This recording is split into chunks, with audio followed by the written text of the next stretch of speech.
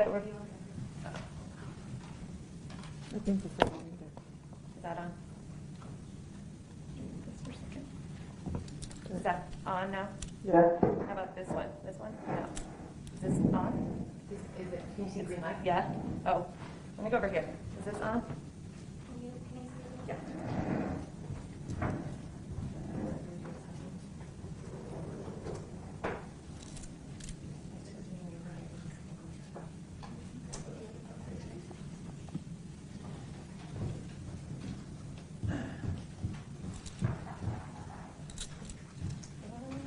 Is there one? I don't think there is another. What are you looking for? Another one of these? You want to switch with? He doesn't have one. I think Miss Kelley's. Yeah. And depends, how many do you have over there? We have two, and we're doing good. I'm one right here. Okay. Do you want to grab Mr. Dangler? Sure. Mine works. Okay. I have it on red. Oh, fancier one. Okay. Is that on? No? Okay.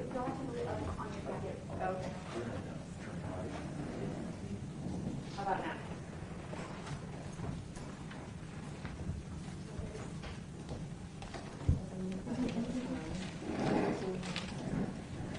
Okay. How about now?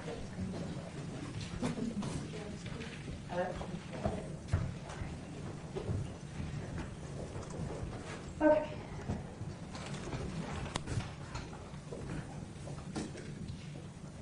So, Ms. Kelley, yesterday you were being questioned about a transcript from a jail recording that you didn't know was happening. Remember that? Yes. I'm going to play for you a clip, like actual audio of that, so you can hear what was said for yourself.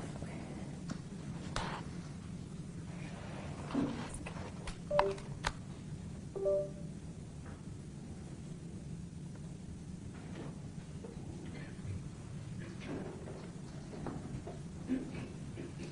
me just triple check it's the right one.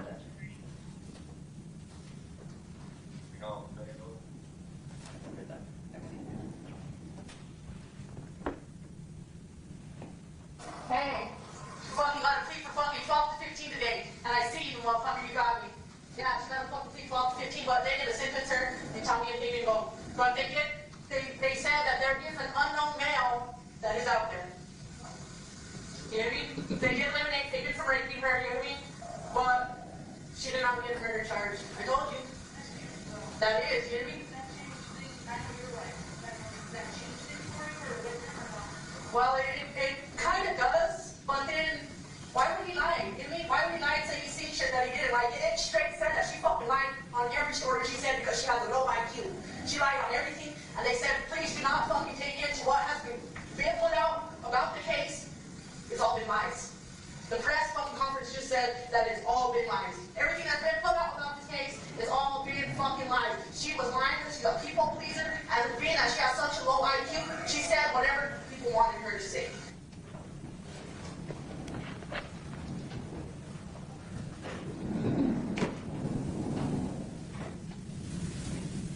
Ms. Kelley, do you remember that, saying that? Yes. Okay. And is that different than what the transcript that you were looking at yesterday or was being shown to you yesterday says? Yes. Okay. So I'm not sure, Judge. You want to clarify what it is that she... Yeah, what is different about that? It's saying, in the front of the transcript, it says something different, saying about me having somebody get him in prison. My husband, I believe. Let me show you the transcript. Yeah.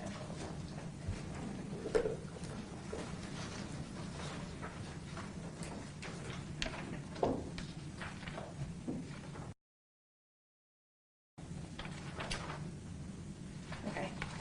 Let me have you look at this portion here on page 4 and see if this portion is correct as to what you hear on that call or that recording. This is correct. That was on the recording. Did you say set it up? No. Do you want to listen to it again? Yes.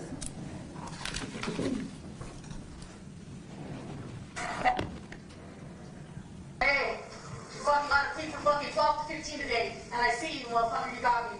Yeah, she got a fucking plea 12 to 15, but they're gonna sentence her and tell me if they didn't go. But they said that there is an unknown male that is out there. You know what I mean? They did eliminate, they did from raping her, you know what I mean? But she did not get a murder charge. I told you. That is, you know what I mean?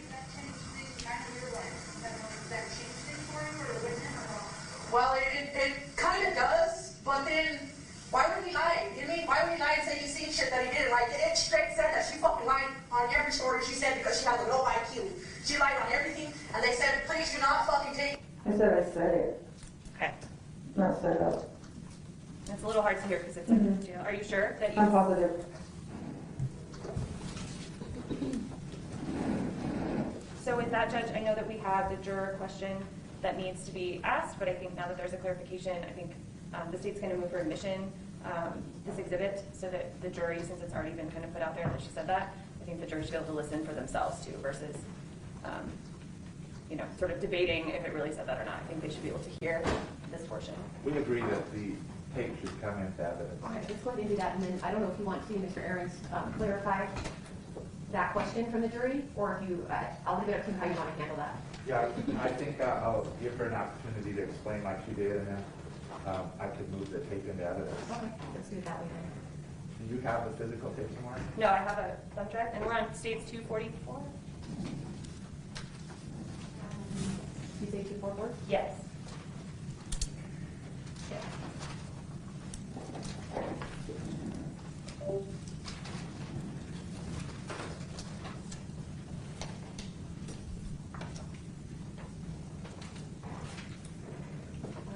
Let's go ahead and bring him in for a second. Thank you. Go ahead, Mr. Aarons. Thank you, Your Honor. A few minutes ago, did we listen to the tape of that took place in your pod back in June of 2018? Did we listen to a little part of that? Yes, we did. And after you were talking about the complaint and the male DNA, what do you believe you said on the tape after you say, you asked why would Fabian lie and say he's seen shit that he didn't? What's the next? I said it. I said it. I said it. And what did you mean by that? I was just letting him know, like I said it, like I knew this was going to happen. Okay, so you weren't saying you did anything. You were just saying that that you saw this coming, that this is how it was going to play out. Yes. All right. I'd move into Exhibit Defense Exhibit I as in India, the actual tape. It's marked as states 244 already. Okay, so 244? Yeah. No objection. By stipulation, 244 will be admitted. That states 244. Thank you. Now, there's some other things that, and we talked a little bit about this yesterday, but you said when you were talking to the inmate that when you said he is dead, meaning Fabian is dead, you meant that he's dead to you. Yes.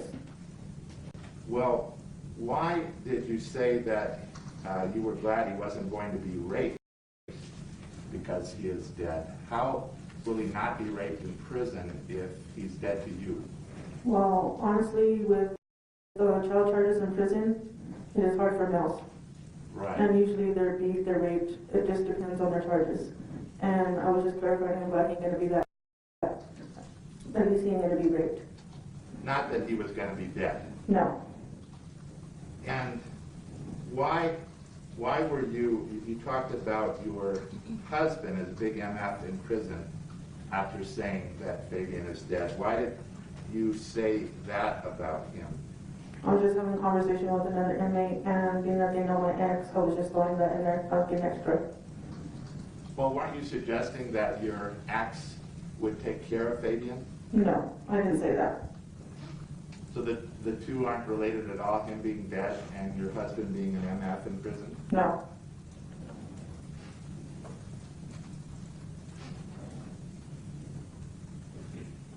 Now, did you talk about how there were one or more unknown male or unknown males? They don't know who they are. Do you remember talking about that? I repeated everything that was on the press conference. Okay. But you were concerned because they hadn't offered you a plea because you won't talk, right? Honestly, I just was trying to see how this case was progressing, and honestly, I was just excited that she got a plea in a negative way. Well, on page 5, did you say they're going to say more than one person killed her, or was, you know what I mean? So in all reality, I'm the last one to go, and being that they haven't offered me an effing plea because I won't talk. Do you remember saying that? Yes. So you were thinking you needed to get a plea like Michelle Martens got a plea? No. No? That wasn't my thinking at all. Honestly, I was going to take this to full trial because I don't want to sit here and do this. Okay. Well, we'll talk about your plea in a few minutes, but I wanted to ask you some questions. First, I wanted to show you Exhibit 40 that's been previously. Is this the jumpsuit that Victoria was wearing on her birthday? I believe so. Okay. Now, isn't it true she didn't change into her pajamas because it wasn't time to go to bed? No.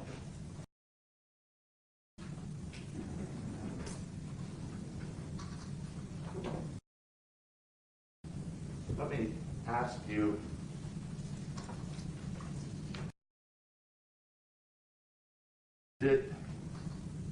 was she strangled while she was wrapped in that blanket? No. Did Those towels from earlier that day before that man even came. Oh, okay. Well, did she urinate all over this blanket, and that's why you washed it? No. I believe I washed a bunch of towels and stuff in the laundry from that day because in Matthew's room, his room smelled like urine because I guess he had accidents. And I was washing the bedding and the towels and everything from that day from everybody showering and stuff. So you're saying you washed this because of Matthew's urine, not because of her urine? Not the towels, the bedding that was in the dryer. Okay. And this is M11? Is that what had urine from Matthew? No, those are towels that we showered with that day. And she wasn't wrapped in that towel so she wouldn't scratch her killer, right? Right. Now, you can't explain, looking at 35, how her birthday suit, her birthday clothes, her jumpsuit, got in the trash. I can't explain why. And that includes her soiled panties that are in there as well, aren't they? I don't know how they got in there, sir. Well, I think you'll agree with me, the unknown man did not put her birthday clothes in the trash, did he? No. And Fabian didn't do that, did he? I have no idea. Well, your testimony is that she had changed into her pajamas. I did say that, because she did. Well, you didn't see Fabian throw her birthday. Like I told you, I didn't see anybody throw that in there, sir. Okay. And so you didn't see Michelle do that.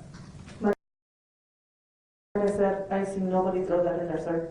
Did the police do it like they had thrown your bag and sock, a sock into the orange basket? Objection, Your Honor. Approach. In the trash, like they had thrown your bag and a sock Objection, in the orange Your Honor. basket? Same objection. Like you think they did those things? They could have happened. All right, and you don't really know if they did either one of those things, do you? No, I do know that they did put my purse because I was the last one in the house and that my bag was not in there. Okay. Officers are known for manufacturing evidence, especially in a case like this. All right. Speaking of the socks, did Fabian and you wear the same kind of black socks? Yes. You had bought the socks, and you bought a big pack of them, and you gave him half, and you wore half, right? Yes. And that was one of your financial contributions toward your rent. You helped out. No, that wasn't. The contribution for the rent was for the house, like the hygiene and the groceries and stuff that the household. I gave that because I gave him half of my socks. Right. And those were black socks, correct? Correct. Now let me ask you, why did Fabian go into the bedroom before you two got rid of the body? I have no idea. That's a question for him, not me. He didn't say anything before he went to sleep. He never went to sleep that night, sir. All right, so he was awake the whole time, but he was in the bedroom when you came into the bedroom, wasn't he? Yes, he was awake when I came into the bedroom. He was awake in the bedroom. Where was he? He was laying on the bed, Laying on. on top of the covers. All right. Now, as I understand it, you were planning to dump the body up Cherie Barella's road. Is that right? Correct. They dump bodies up there all the time. Don't they find bodies up there, don't they? Yes. Now, Cherie is your best friend, not Fabian's. Actually, it's a childhood friend. I've been friends with her since middle school. We all went to middle school together. But she's your best friend, somebody that picked you up the day you got out of prison, didn't she? Correct. And your plan was to dump the body and then go to Cherie's house? Is that where you were headed? No. And you deny taking a dry run up there, dumping off blood-soaked things and her pink pajamas, don't you? Yes, because it never happened. You say that you put the pink pajamas back on her, don't you? Yes.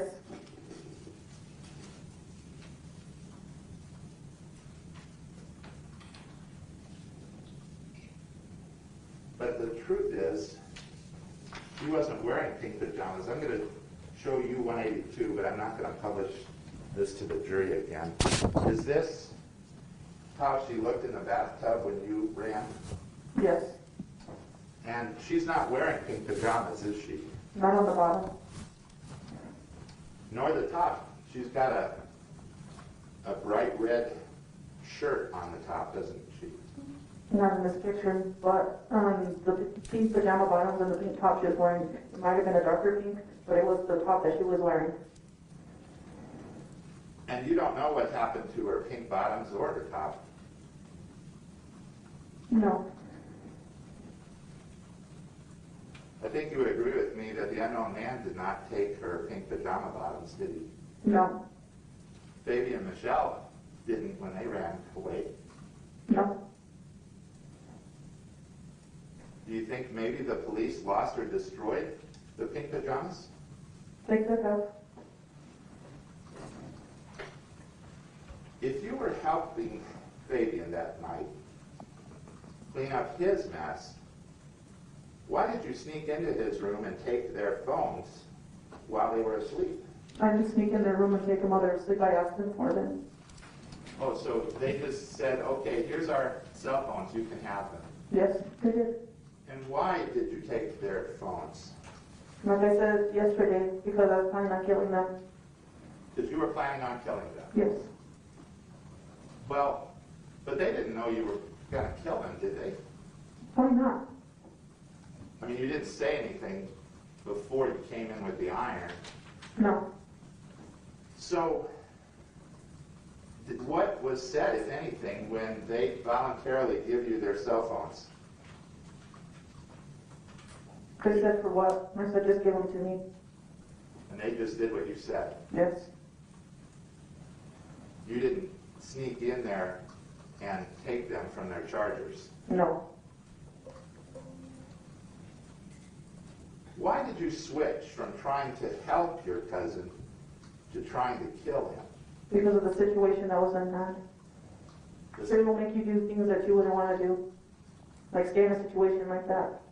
So it's just the drugs that made you do that, or? No, I said the situation. All right, well, explain what you mean, because the two of you are helping each other, as I understand your testimony, get rid of the body and make it look like it was somebody else, right? Mm-hmm.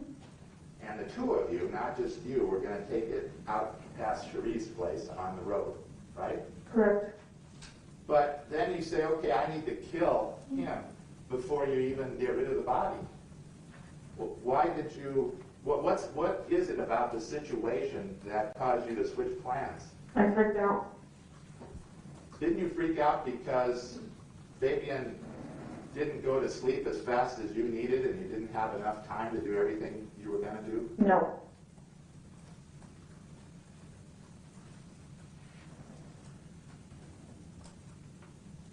Now, at some point, doesn't Michelle run into Victoria's bedroom during this fight with the iron? No. So you don't remember her going in there to look for Victoria, is that right? No, I do remember. She never did. She never went into her child's bedroom for her. No. And didn't you, and help me on this, did you say to Michelle, whether she's in the room or not, did you say to her, your baby is dead? I believe so. Well, where was she when you said that to her? I believe coming right out of her room into the living room. So it was early It's a on. small area. It's just right there. The whole place is pretty small. Mm-hmm. And, well, why did you tell her if you thought she must have already known and didn't care? So I wanted to see her reaction. So were you proud to say, hey, your baby's dead? No. How did you know she was looking for her baby if she didn't run into that room? She never ran into the room, sir. This is the second time you asked me. I know, And I told you she never did. When she came out of the room and me and her started fighting. Right. We were fighting. She never did. All right, and I didn't mean to interrupt you, but I understand your testimony, she never went to the room. Yes. But what prompted you, I mean, you're fighting, trying to kill her with the iron, and she's coming out of the bedroom. Why, in that moment of all moments, did you say, your baby's dead? I wanted to see her reaction. All right. It wasn't anything she did to make you think she was looking for Victoria. She wasn't looking for Victoria, sir. Right. Okay. And you hit her because she didn't care. Yeah. But this was said after you were already in the bedroom and you said you believe in God and you were going to kill both of them. Why did you didn't hit her because she didn't care? She was asleep. I mean, how could she care about her child if she's asleep when you attacked her? She was not asleep, sir. Okay, so both of them were awake. Both of them were awake on top of the blankets, like I said before. They were both awake when I went in there. Okay, I didn't understand that. So she's awake as well when you come in with the iron. Yes. Now, did you say that the police threw you off the balcony as you jumped? Yeah, I did. Did the neighbors hear, were they around hearing you? I'll withdraw. Okay. Did you say, you've got the wrong person, it's not me, I didn't do it? Did you say that? Honestly, I'm not too sure if I actually said that. If I could see the transcripts to refresh my memory, maybe. So you don't, do you remember saying that or you don't remember saying I that? don't remember saying that. All right. But if you have the transcripts, if I read them, I can refresh my memory and I can clarify All what you're right. trying to ask. So if I were to show you or the state were to show you, it's actually what someone else heard. But let me go back to the part about you saying the police threw you off. Why did you say that? They weren't even through the front door yet, were they? They were probably through the front door right when I slid out the second story. All right, so they're kicking. And by the way, you locked that front door, didn't you? That was, you put that little chain thing on it and everything? Well, I know I shut the door once I seen the officer. I'm not too sure if I chained it or not. But you locked it. You didn't want them coming in, did you? No, I didn't want them coming in after me. No, I didn't. Because you still had some things to do, didn't you? No. No? You weren't... How was I doing stuff? going to do anything when the officer's already there, sir? How was already there? Well, let me I ask you. knew somebody was on their way, and the officers did, but I'm a convicted felon. I've been in prison before. When I see a cop, I'm sorry, I run, even if I am not in the wrong. But you did more than run, didn't you? I ran and then I went back up to them because I knew that was the right thing to do. Didn't you start the fire that to burn the body? I started the fire to show that I was trying to get rid of the body. All right. Well, I knew that wouldn't start a fire enough to burn the body. That's common sense. It would not burn. I lit the corner of the blanket and that's it. didn't you try to burn the body because you were trying to get rid of your DNA? No, I said I was never actually trying to burn the body. I was trying to make it look like I was trying to get rid of the body. Well, I'm trying to understand Why did you want the police to think that you were trying to burn the body? I didn't want the police. I wanted the killer to know that. The killer? Yes. That man, he would find out that you tried to burn the body, and so he wouldn't go after you, I guess, right? Right. Okay. Did Victoria really deserve to have her body burned like that? Victoria didn't deserve none of this. And if I could take her place, I would. Now, did you tell the police officers at your arrest, I just got thrown off the effing balcony, dude? Did you say that? I sure did. I don't deny that. Who threw you off? Did the unknown man throw you off? Like I said, I slid off the balcony on my own. But you said you were thrown off. I know I said that. I know I said that. I told you I did lie to the officers. Okay, all right. So that wasn't true. No. And you told the officer that you did not start the fight with Michelle. She started swinging at you. Do you remember telling the officer that? Yes. You told the officer she woke up and asked where her daughter was, and he said she hit you first. What was your answer? Yes. So you said she hit you first, but that was a lie, correct? That was a lie. You said, I wasn't really fighting with her. She woke up, started swinging, and I said, hey, dude, I can't find your daughter, dude. Somebody's in the effing in here, dude. Do you remember saying that to the officer? Correct. Now, who was this somebody who's in here, in the effing in here? Who are you talking about? I was referring to the killer. Okay. So he was in there when she woke up. Is that what you meant to say to the officer? No. I was just telling the officers to leave me alone, and so they could hurry up and book me. But to leave you alone, you were saying somebody else is in there, right? Yes. I was giving the officers a story. That's what they asked for, so they could get me medical attention. Do you talk in a certain way so that you manipulate people into what you need to talk about? Do you have a reference for that, Mr. Aaron? Yes, September 6th, page 27, line 18. Do you manipulate people with what you tell them to hide it from the cops in particular?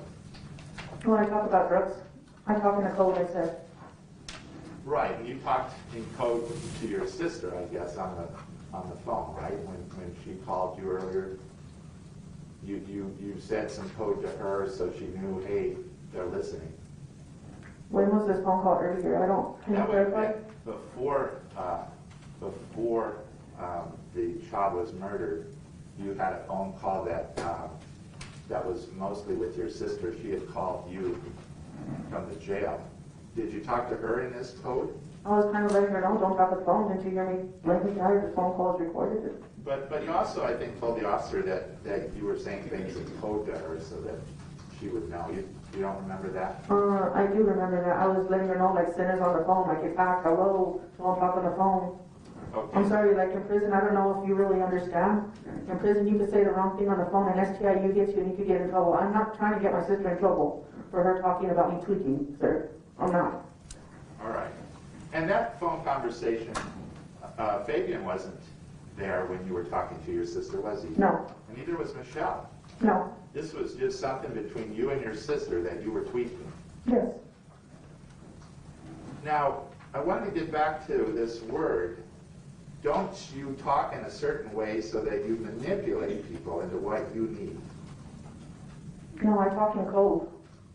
Well, did you tell Detective Lewis? Objection, Your Honor. Can you show me the transcript and refresh my memory? Oh, 1 second. So, Ms. Kelley, make sure you're saying your objection into the microphone. Sorry. That's okay. I'm going to object, Your Honor, to just a mischaracterization and ask that she be refreshed with the entire portion where she said that. Can you refresh, Mr. Aaron? Is that what you're going to do? No, I was going to ask her if she said this. Okay, let's ask her first and let's see what the answer is. All right. Did you tell Detective Lewis, quote, I talk a certain way so I manipulate people into what I need to talk about, and I try to hide it from the cops, unquote. Objection, Your Honor. I would ask that he read the whole sentence. Can I see it?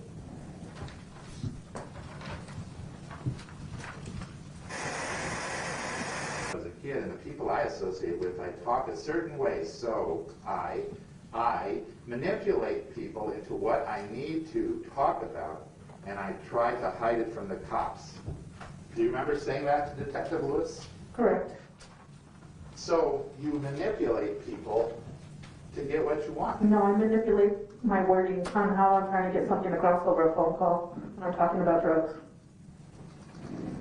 Aren't you manipulating the jury today to get what you want? Objection, Your Honor. What's your objection? He's badgering the witness, Your Honor. Overruled.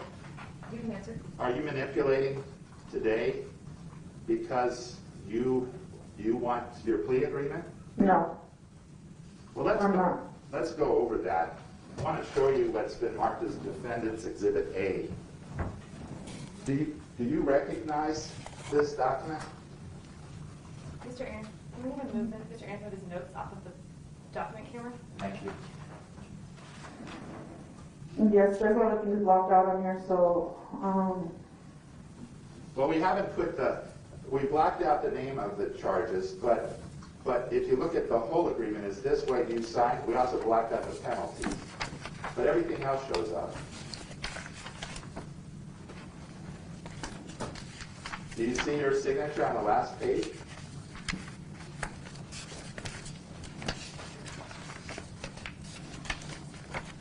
I do. All right. And other than the blockouts, this is pretty much what it looked like when you signed it in January of 2019, isn't it? Yes, And you understood that you were pleading no contest to 6 charges, right? right, You weren't admitting that you were guilty of those charges, but you weren't contesting the state's right to find you guilty of those charges, right? right, All right. Now, count 1 was a lesser of count 1 of your amended indictment, right? correct, So they dropped down count 1. You also pled to counts 7, 9, 12, 13, and 17. If you look at the first page, those are the counts that you pled to, right? correct, And they dropped, first of all, they dropped the greater of count 1, right?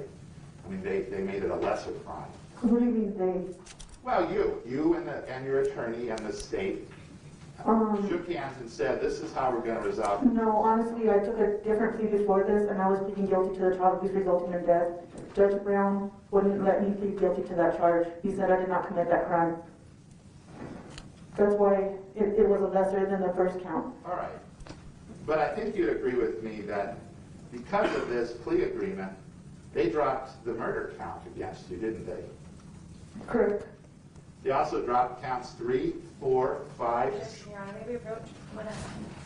aren't facing murder counts anymore, right? Correct. The alternatives and everything. And one of the biggest parts of the deal was that you were going to provide truthful statements and or truthful testimony at any pretrial interview, trial. So you agreed to testify in this case, didn't you? I agree to, yes. And you wanted to, is what you're saying, is you wanted to have this opportunity to testify. I want the opportunity for the truth to come out, sir. All right. And one of the parts of this, if you look at page 4, it talks about, it says potential incarceration. I think that's where it is. Yeah, it is on page 4. Okay. And the parties agreed that the counts you were pleading to were not serious violent offenses, right?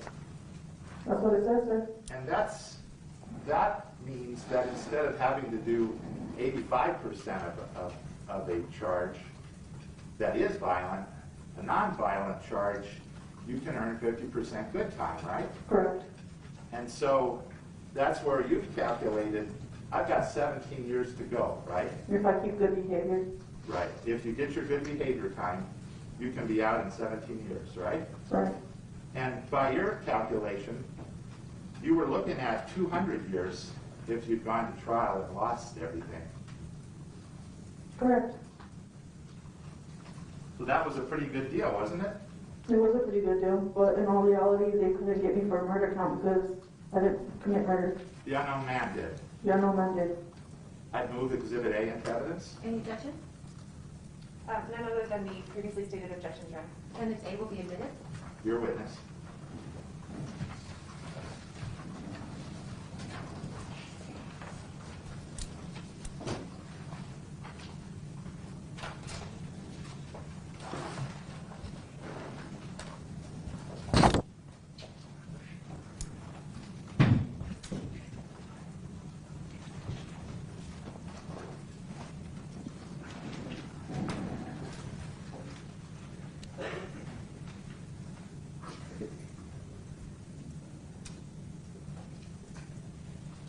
Ms. Kelley, it's been a Yes. long couple days. Yes. How are you doing? I'm very emotional. Are you feeling tired? I'm very, Why are you tired? I haven't been able to sleep or eat throughout this whole trial.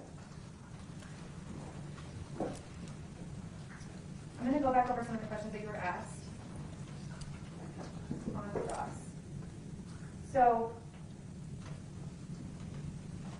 when you were asked about being manipulative, or that you told Detective Lewis that you manipulate people in drug deals or in your language, are you manipulating the story that you told to this jury over the past couple of days? No. This is a different situation. What's different about it? I was a child, and I can't keep nothing. I can't hide the truth because that's just not in me. Let's go back to the first couple of days you were out of prison, back in 2016. You were with your family, and you told us about meeting up with Lori Beck and doing something illegal. Can you Yes. tell us about that? In the 2 days, you also, there's some testimony that you were doing pretty good in those first couple of days, seeing your family, all that. What changed between getting out on the 15th and meeting up with Lori on the 17th? I got a text from Fabian, Okay? and Without saying what's in that text, is that what changed? Is that that's what the changed. He was a trigger to my addiction, and I was not able. I was trying to stay clean, and I couldn't. When you first got out of custody and you got in touch with Fabian, who got in touch with who? Who contacted who? He contacted me. I just want to clarify something, and I'm not sure if it even needs to be clarified. But just so we're super clear, there's a few Amandas that we've talked about. Yes. Okay. So yesterday you were talking about that you were being questioned on cross about Amanda's kids wanting to come over to the apartment, or maybe it was one kid. Which Amanda were you talking about? I was talking about my cousin Amanda. Amanda Padilla? Amanda Padilla. Okay, the same one that had the barbecue for you? Yes. Okay. I just wanted to make sure, because we just a few of them. I'm sorry, Mr. Can you not hear Ms. Kelley? Okay, I will try. Is that better if I? Okay.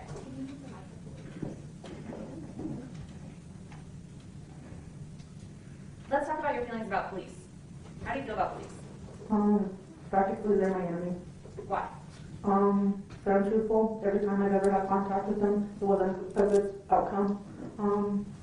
Usually when I see an officer, I get arrested and I'm taken from my family and taken from my freedom. So when I see them, I just want to run. I just want to get away. I just want to get out of the situation. And you said on cross that you run even when you're not in the wrong. Why? Yes. Why, when you're not in the wrong, would you run? It's an instinct, honestly. I haven't been treated very well by officers. There was some discussion yesterday about chaos and TCK. In 2016, was TCK a tagging crew? I believe they say it's a tagging crew, but from my knowledge, it's a gang. The gang is a gang. It doesn't matter tagging crew or not. You said that when the defendant would yell out chaos or fake threats, chaos threats, that you didn't take them seriously. But would it be reasonable for someone else to maybe take those threats seriously? Yes. And Angelo took those threats seriously when he responded with a gun and 2 carloads of people, right? Correct. Objection, leading. Oh, which one? Sustained. We'll strike that answer. Let's talk about when you were visited. Let's talk about, in general, what you told people after this happened. So there's some questions about what you might have told your mom, or what you might have told your friends that visited you. Caroline and Cherie when they came to visit you in jail. Why didn't you just tell them everything? Because I was ashamed. You were restrained? I was ashamed. You were ashamed. What were you ashamed of?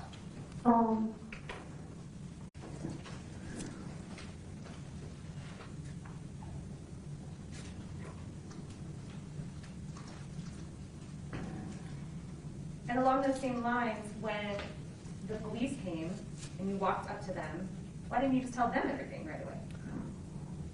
Honestly, I just got scared and ran. I didn't even think, honestly.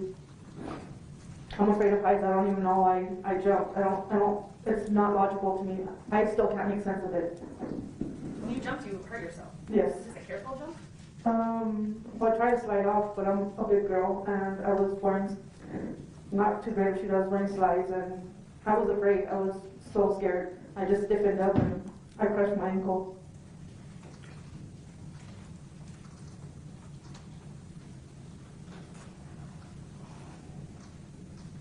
You were asked about Cherie, people asking you to babysit or trusting you with their children, and Cherie specifically, because you did look after her kids a little bit. I did. Would Cherie trust you to watch her kids if she knew you were high on meth and paranoid? No. I wouldn't trust myself watching kids high and paranoid. Why not? Because I'm under the influence. Usually when I'm even under the influence, I don't even watch my own children. You make sure that someone else is watching them? Yes.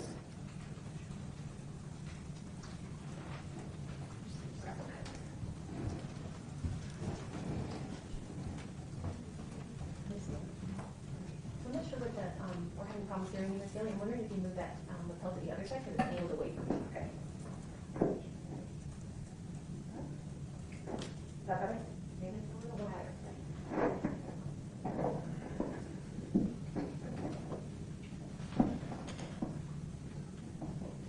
How about that? Is that better? Okay.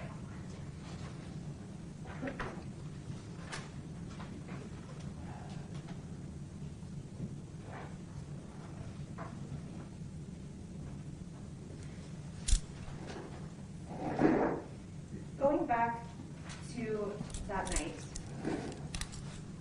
the defense asked you about how many people were outside when you saw Victoria playing alone. And he listed a number of people.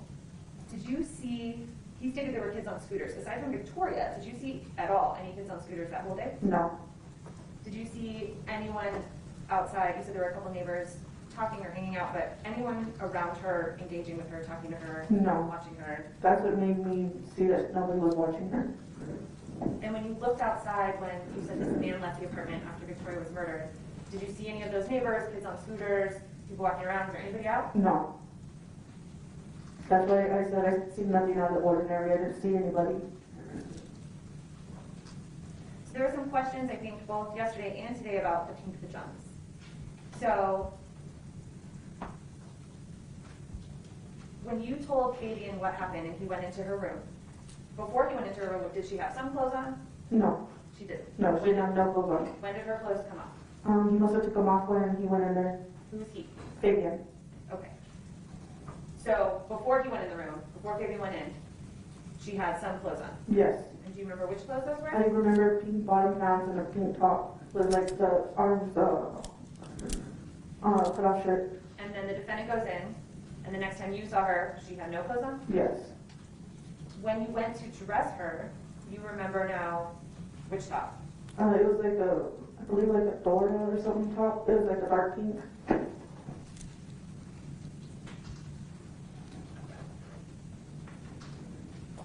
Do you remember a red shirt ever? No. I thought it was pink. You did put some shirts. I did put some top on her. Let's talk about your purses.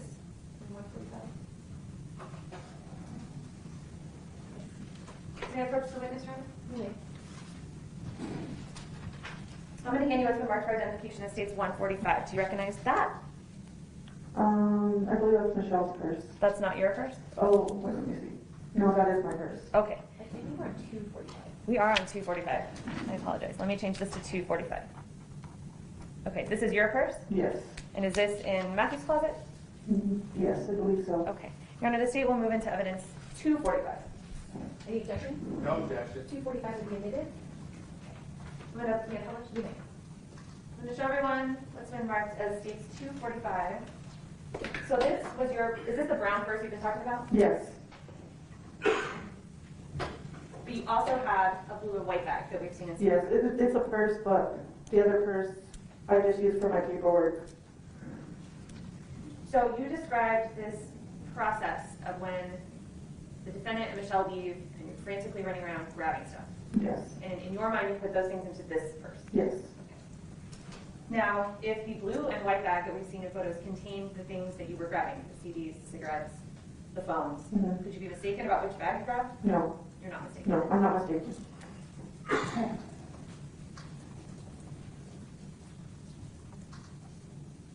If we see,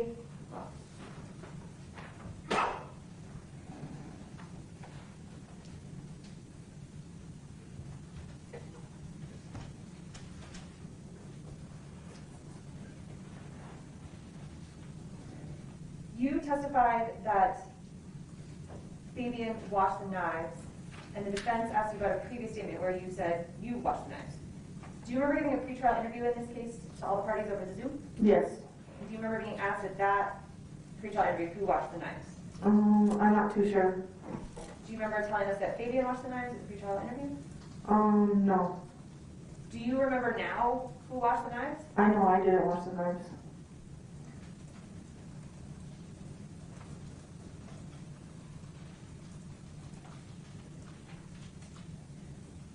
Let's go back to you talking about getting the iron from the closet. Okay. So where were Fabian, the defendant, and Michelle when you retrieved that iron? They were in the bedroom. So tell us what's going on in your head when they're in the room. What do you think's going on in the room? I'm thinking like, they're thinking like if this is a joke. And joke's on me, you know? Explain that a little more. Explain what you mean. Did you think Michelle knew at that point? At that point I did. How would she have known? Fabian told her, maybe that's why she was staying awake in the room waiting for him to go in and out. And so tell me what you mean by you're thinking it's a joke. Like,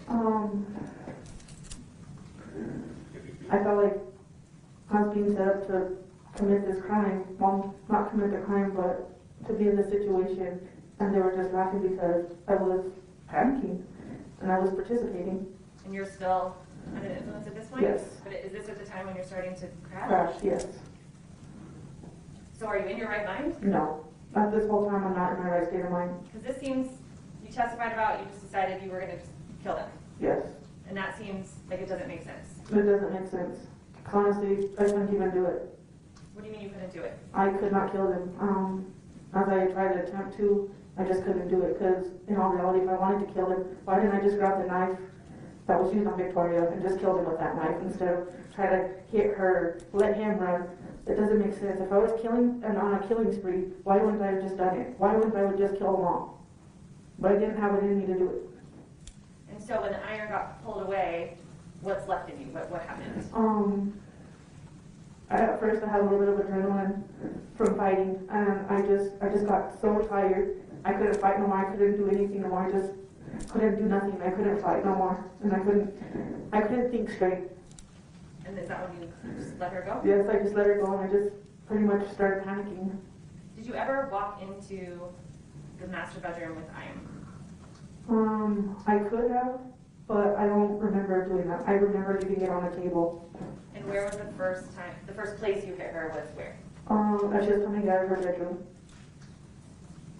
So moving on to something else that I think seems confusing is the decision you made to carry Victoria downstairs in front of people.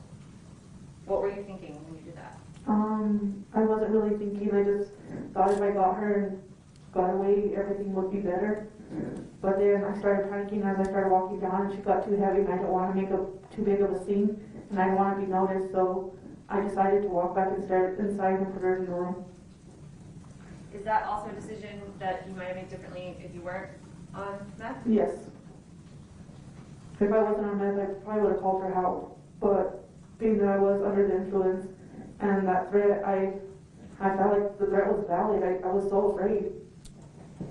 And honestly, at that point, I didn't even know if Michelle and Fabian were already dead. That's why I sat there and I waited. When you and the defendant were discussing and agreeing to clean up and deal with the situation, and you talked about taking Victoria down a road, is this property just open space property? Well, it's open space property. It's, no, there's no houses or anything. And I know that they find bodies up there all the time, so I thought it was a good idea at the time. At the time I thought, oh, that was a good idea. I was doing everything that I should have been doing. But now that I look back, that whole night wasn't a good idea. Did the defendant agree with you that this was a good spot? Yes. Did he know what spot you were talking about? Yes. And he was on board with this plan? Yes.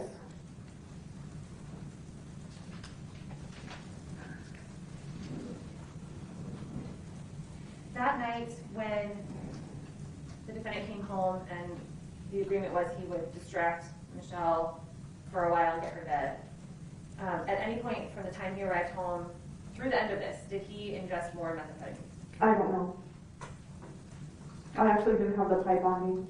Earlier in the day, when you threw it in the trash, he got it out of the trash? Yes. Where did he have it the rest of the day? I believe he had the drugs on him and the pipe in the bathroom. So he kept those on him until when? Until later on that night, until I told him, just get back to me, I think I'm going to need them back. Was that after Victoria was dead? Yes.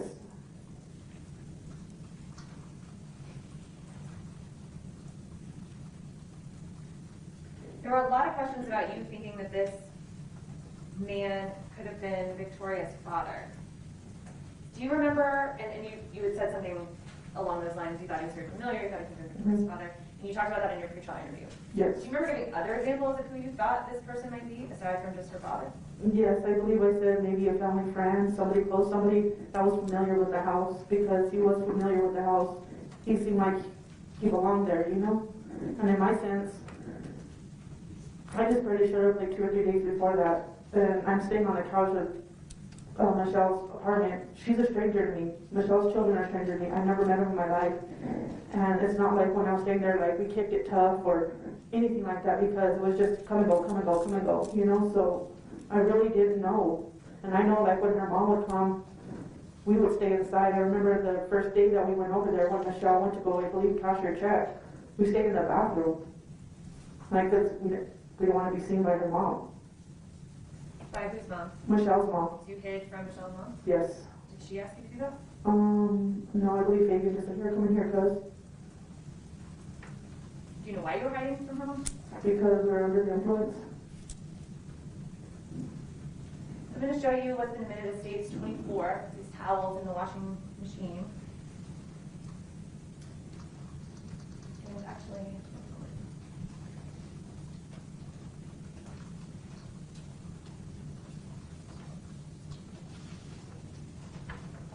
I'm going to show you 24 and then also 26. So, do you recognize this washer and dryer? Yes, those are the blankets that I washed earlier that day. When you say those, are you talking about what's in 26? Yes, the little boys. Little boy sheets? Yes. Blankets? Okay. So what's in the washer? Do you know how Victoria's blood would have gotten on these towels? Maybe from the washcloth that I was cleaning up the blood with. So these wouldn't have been from earlier in the day. That was these blankets. Yes, but I remember I did wash towels, but I don't know if I threw the washcloth back in there after I was cleaning up and maybe started the washer. I don't remember actually what I did with it, because as you can see in the other pictures, it looked like I just left the bowl with bloody water. I don't know. When all of this cleanup is happening and the washer's getting started and there's a bowl in the sink and the knives are being cleaned, is Fabian aware of all this? Yes. And if Was this part of the plan to clean up, yes.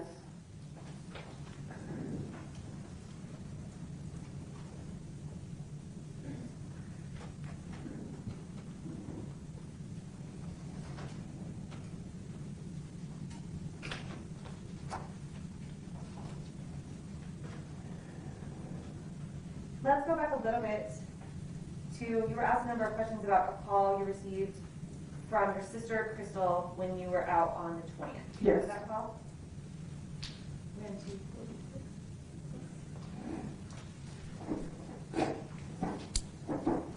Where were you when you took that call? I was in Michelle's room. Do you remember another call when you were out with Fabian? Yes, Yes.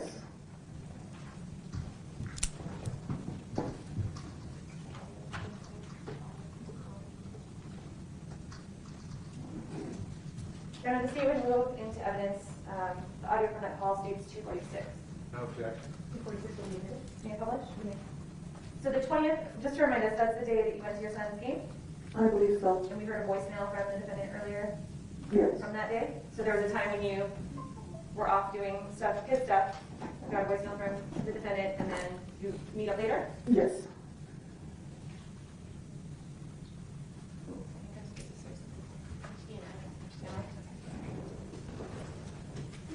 Your Honor, may we approach? You may proceed. Okay, we were talking a little bit about a call that you received from your sister. What's your sister's name? Crystal Kelley. A call that you received from your sister Crystal when you, on the 20th, when you were out and about with the defendant. You remember that call? Yes.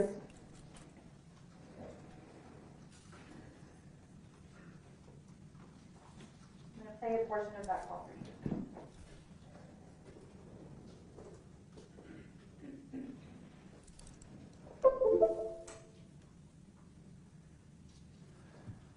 Hello, this is a free call from an inmate at CCA, New Mexico Women's Correctional Facility. This call is subject to recording and monitoring. To accept this free call, press 1. To refuse this free call, press 2. If you would like to thank you for using Security, you may start the conversation now. So my dad fucked up, the shop's gone. Oh, your son fucked up. Shut up. This is another shop. Lord God.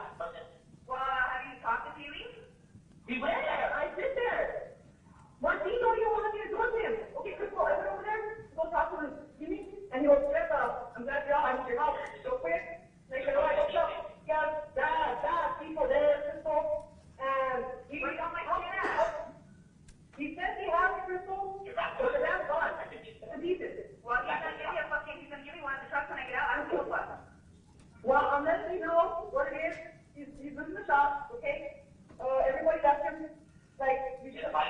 His plan, okay, I went to go take 2 parts back for him because, okay, I have to go take him, and I never did it before. I had to go take him. I went to get the dealer's shit for him, and the plan was fucked up, okay? I don't know. I know you said the safety receipts and bringing, I was like, right, I'll do that for you. Well, I walked out of here and said, no, fuck no. I don't know what you guys are worried about this, and thank God for Martine being working over there at Freedom. She gave me a right back, and I let her know, and what? I told him, what else out there? I have it, but also, he's doing that, okay? He has a process. He has people living there, people you don't even know. Martine's done with him, dude. Martine was done with him before he got off there, yeah, and like, Oh, Martine's upset, dude. hey, okay, well, what's his number? I'm gonna try and see if he talks to me. Okay, don't let him know nothing, okay? Don't let him know nothing, okay? Because Just so I Martine is not telling you what happened to your shit, okay? He was saying he has it. Martine came by last night, told me personally, okay? Okay. He came to me because of the shop issue. Well, tell Martine he needs to try to get over there and get my shit, do like my social, just to It's my gone, it's gone, it's gone, it's gone, no, no, stop. Okay, 850-9206. That's still the same number. Mm-hmm. Oh my God, what are you doing, baby? Skinnier than you? You don't look like him. Oh my God.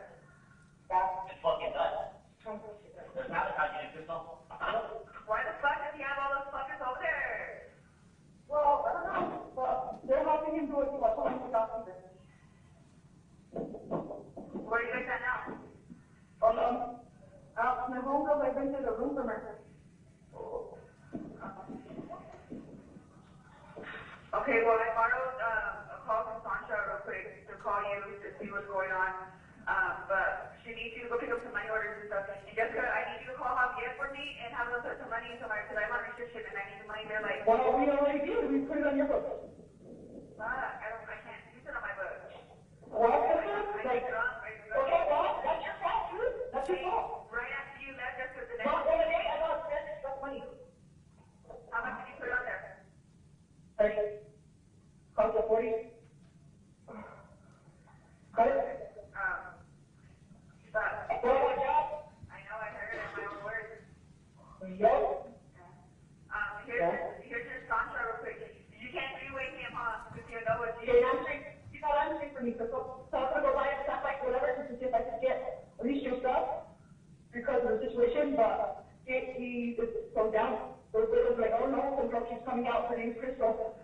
she's a secretary, I guess, and I don't know.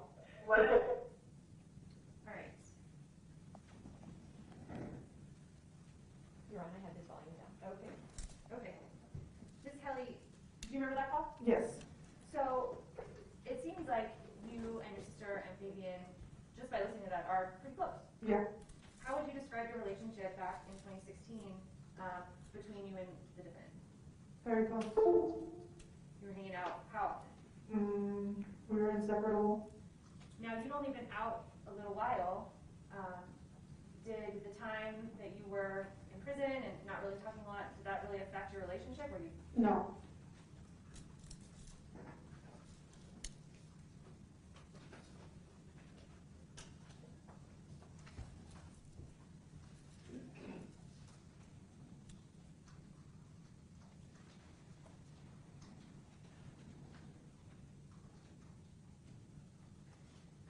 So it's 2022. It's been almost 6 years since this happened.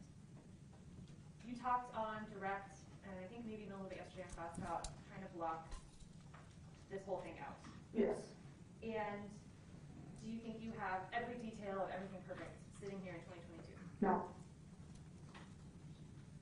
Are you telling this jury, to the best of your ability, things you remember? Yes.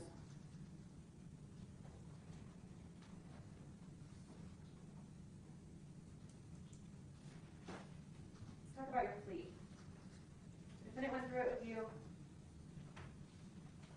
talked about what you originally faced, what you ended up pleading to, number of years you're going to do.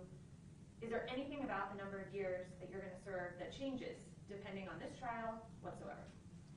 Can you rephrase that? Sure.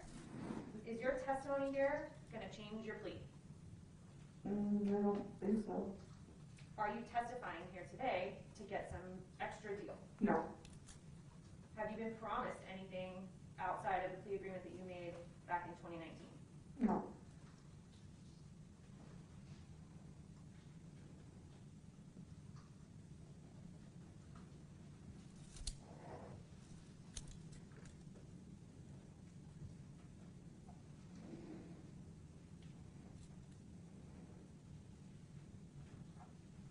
So in your debrief with the detective, and yesterday you said it was a confession. When you say a confession, what did you mean? Like when you talked to Detective Lewis, it says the first time I gave the full confession. Can you explain? It wasn't a confession, it was a castigard, but to me, it was a confession Just to the state. and what did you confess to? Everything that I participated in and everything that I remember that happened from the time I got out of prison to the time I got arrested. So you didn't mean that you were admitting to killing Victoria. Is that what you meant? Yes. You did not mean that. No.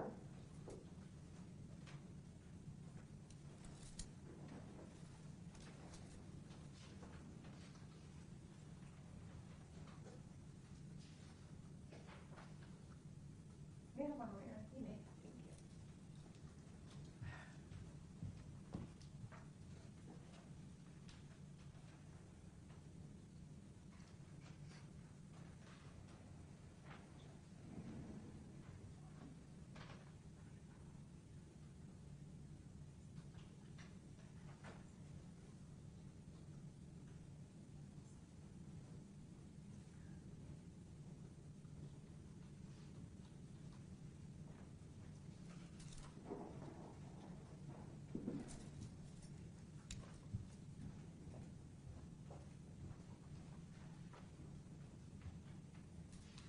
One more question about that plea agreement. Have you already been sentenced in your case? Yes.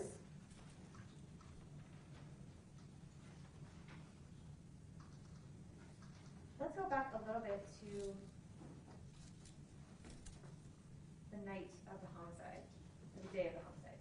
You had methamphetamine that was shared with the defendant. Yes.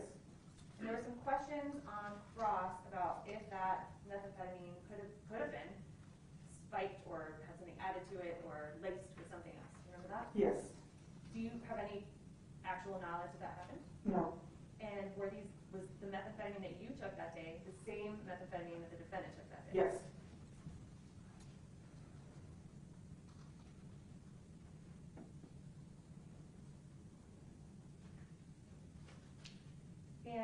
remember testifying that you put it in your mouth when you went to the hospital? Yes.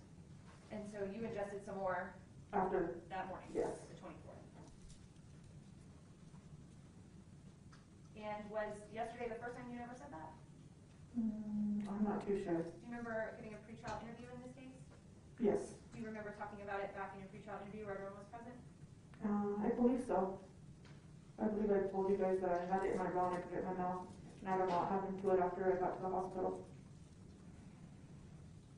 Your Honor, aside from those questions, I think the rest involve the other recordings. So ladies and gentlemen, we have some like general paperwork to do that I hate for you to just sit around for, so we're going to break for an early lunch so that you're not just sitting here waiting for us to get that done. So it's about 11:30 right now. I'm going to give you a little bit extra time so that we can get this stuff done and bring you back at 1:45. Okay?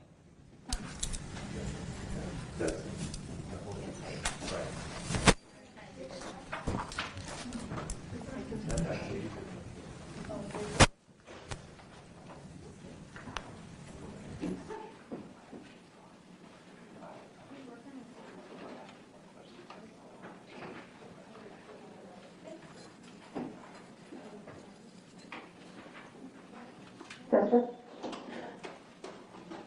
Mr. Moyer, put your mask on, please.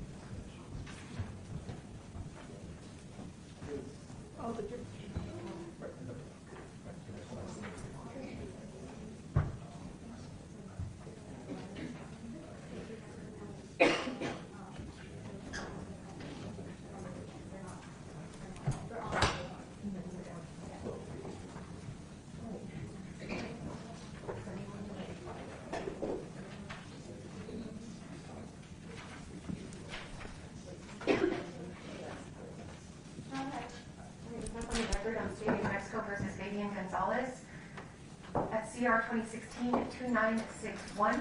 Party to present, defendant is present. Jury is back. Are we ready to bring them in? Judge, just briefly, before we bring them in, I did attempt to redact this transcript. I'm going to go ahead and object again to its admission. I think it's filled with hearsay. I don't see how this comes in, so they were able to use this transcript yesterday to try and point out some prior, what they think were inconsistent statements. The state is only offering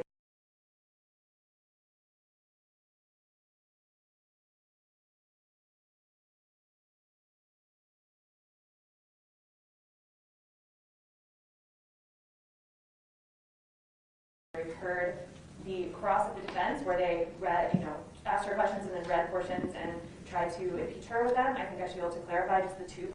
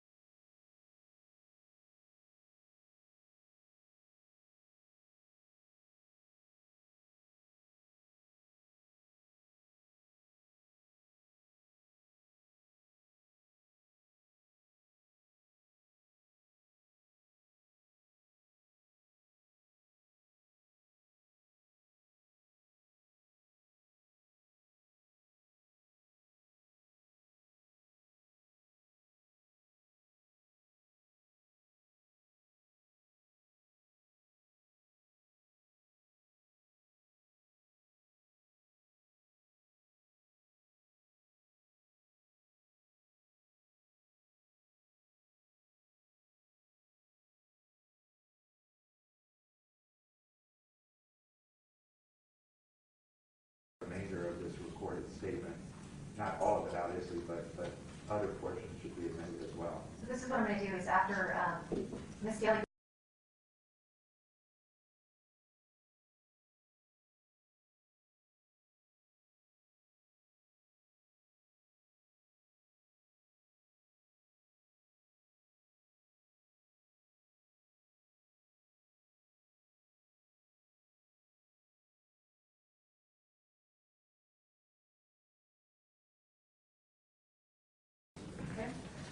And just for the record, 246 was, state's 246 was previously admitted through defense stipulation, but after our bench conference earlier this, I guess it was late this afternoon, late this morning, there's been a change to that, and it's no longer admitted. It's offered, but not admitted. So we'll play it, but it's not going to be admitted to into evidence for the jury to listen to later. Okay, anything else? Nothing from the state. All right, let's go ahead and bring it in.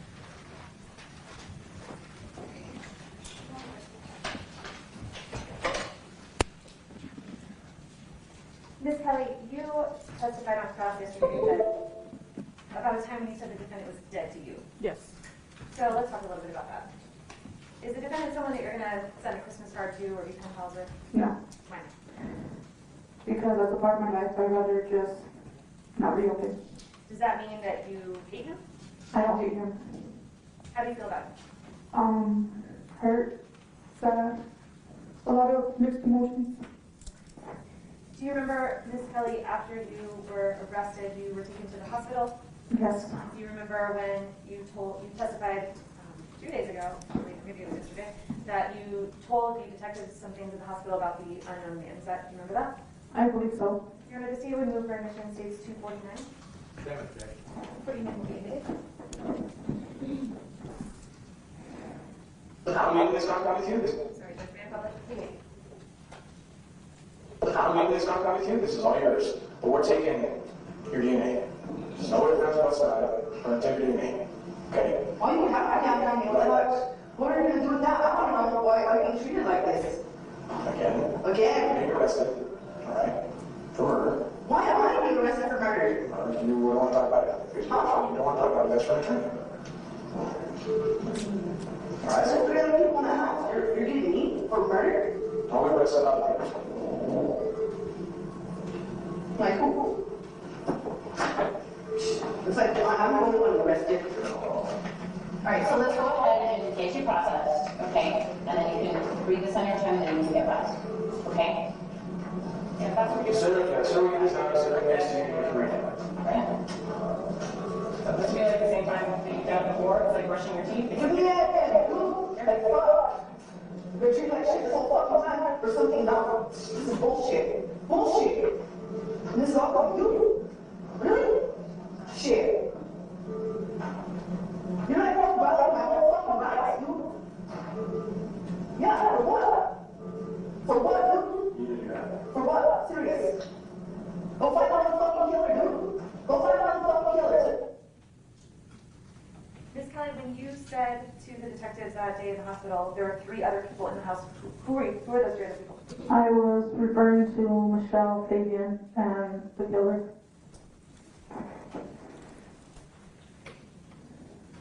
At some time after you were in custody, it was talked about a little bit on cross that your cell was recorded. Yes. How did you know that that was a possible thing? No. How do you feel about that? I felt like my rights were violated because I was unknown of recording it myself. You were asked some questions yesterday about those recordings. I'm just going to play. Your Honor, the state would move what's been marked for identification in states 250 and 251 into evidence. Objection. 250 and 51 will be admitted. You may. Yeah, where does he go? Where does he go? And I'm going to call you a scapegoat, being that I have a record. I tell those, and I want to try to run. You okay? Yeah, that was just a big thing, just to let the fucking people know that there's a head on that. I didn't hear me like that. I wanted to tell my family so bad. Well, boom. Now my family knows. You hear me like that. I don't want them to hate me. You're not my cousin, you hear me? But you're wrong for fucking lying on me. You hear me? He fucking gave them open the door for them to fucking take my life. Now, Now, you said that you were glad now that you could tell your family. Why couldn't you have told your family before? I was advised not to talk about the case with anybody. And you said that the defendant lied about you and gave them an opportunity to take your life. What did you mean by that? When he gave all the false statements when he was first arrested about everything that did not happen, he put out poison in the minds for what really happened that night with Victoria. So you felt that he had unfairly accused you? Yes. I'm going to play States 251 for you. This is just another part of that.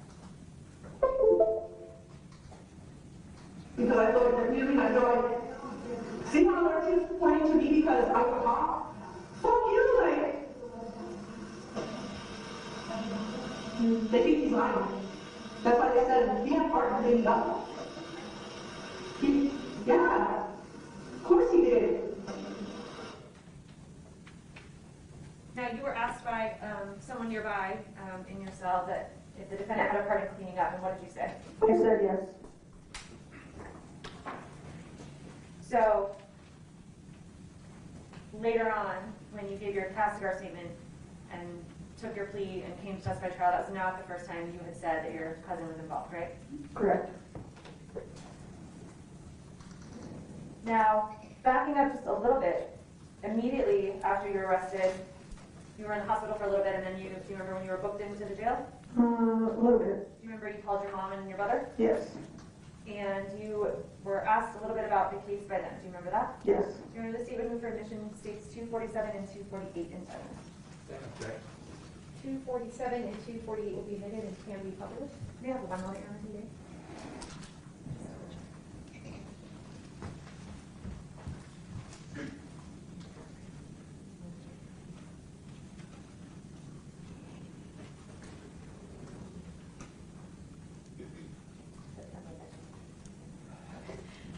Just making sure Judge isn't a correct spot.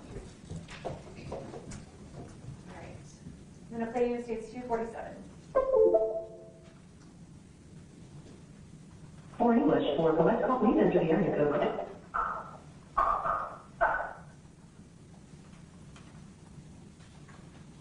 Please state your name and speak. Is that you? This call is subject to recording and monitoring. You may hear silence during the acceptance of your call. Please continue to hold.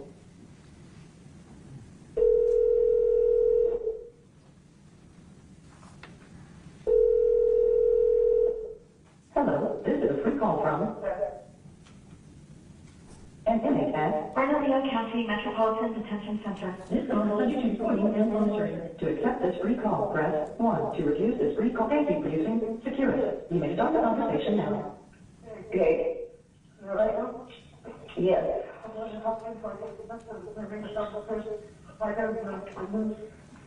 When you're, huh?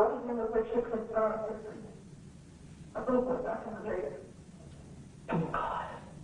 Well, what do you do with those cops are coming at you, Mom? I know, this is just horrific, Jessica. They execute us in horrible things. So what they do about the there? But did you do it? Did you see this? Yes. Okay. Let me pause right there. Whose voice are we hearing? Mine and my mother's. Your mom's. And she said, did you do it? And what did you say? I said no. And she said, did you see it? And I said yes. Oh, Jessica. But I think it's your right. Oh, I want to get right with you. I'm going to make a little bit tomorrow. Okay? Okay, good. I have a Kenny wants to use. Don't you want to use? Have you talked to Jenny? No, she called me and you talked to her. You did talk to her, okay? She's going to give children more help than you ever think you can want. Okay? Okay. Jessica, why? I don't understand. Oh, you know, just stay up next door and follow people that you don't know nothing about. I know that I've been on Facebook connecting. I know how to use messengers. It's just everywhere and it's horrible. And I can't take this. I never got freaked out. Never got what it is. I don't know. I know, Mom, but I didn't want nothing to happen to you guys. That's why I didn't go home. You said you didn't want anything to happen to you guys, and that's why you didn't go home. What were you talking about? I was talking about the threat that was made towards my family. Oh, God. Well, when you have this done, you will never understand, Mom. All we've gone is we won't. Okay? I don't understand. But what, brother? You need to talk to me with your side out. Okay, hold on, brother. No. Hey. Hey. I'm not going to the phone top something. Well, brother, just please just down with it, okay? I understand that a bit, but I want to deactivate your fucking account. It's just the one at gmail.com. And what's your password? It's Tiffany, Mondo and Jeff. 187 at Gmail. Mondo knows it. Just all your names? Yeah, it's just all the names.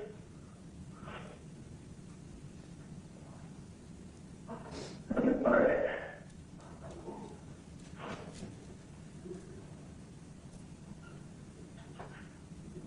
What was it? Jessica and the number at Gmail? Yeah. Okay. I couldn't see her if it was there, brother. Huh? That's what I'm already there. You what? Either like Frank, what's on your brother? You keep fucking calling on fucking something that you don't even know what you did. If I was just something, you would be dead too. We fucking straight fucking said your name on the news. Jessica Kelley did it. Before they put him in the car, I didn't do it. Jessica Kelley did this. I protected the baby of Michelle when he got in the car. He didn't even say your name, he said your full name. Okay, I'll take care of it. I just need a little bit of one of my books to make sure I can get some soap and let it out, okay? Thank you for using Security. Goodbye.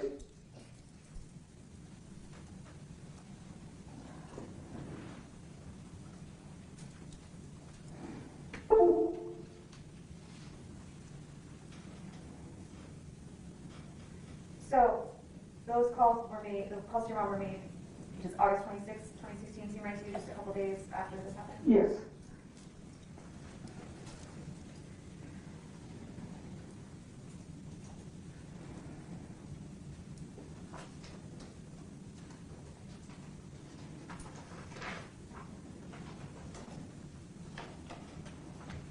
You talked to her a couple times in a row? Yeah. Let's say, case 248, please.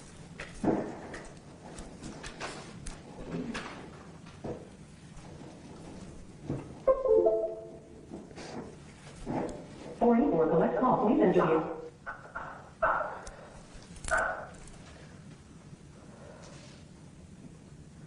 Please state your name and beep.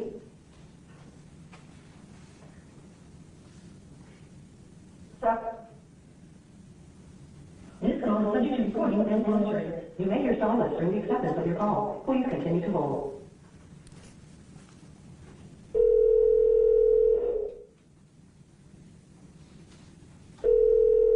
Hello, this is a free call from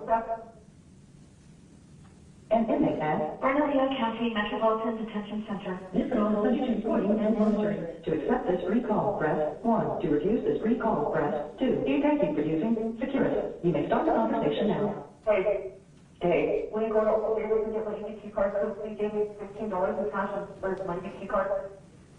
There's money to get. I don't even know what Uncle David did. You don't? I'm not going to worry about it. I have to go to work. I have to leave my house. Or anything just to get this all over everywhere. Everybody knows like it's terrible. It's beyond terrible. What do you want me to do? I want you to tell me the truth. Do it, Mom. It was a little hard to hear, but when your mom said to tell you the truth, tell her the truth, what did you tell her? I told her I couldn't do it. Okay. If you didn't do it, you would know how to move out. Mom, there's nothing I could do. How could I stop it, Mom? You could have stopped it. I could stop it. Yes, you could have stopped it. You could have ran out the call, begged on the neighbor's door, something. You could have stopped it, Jessica. Because his uncle was dead on your birthday. He's dead, Jessica. He was cut up in little pieces. I don't understand. And I didn't see nothing in it. You did just say that you did.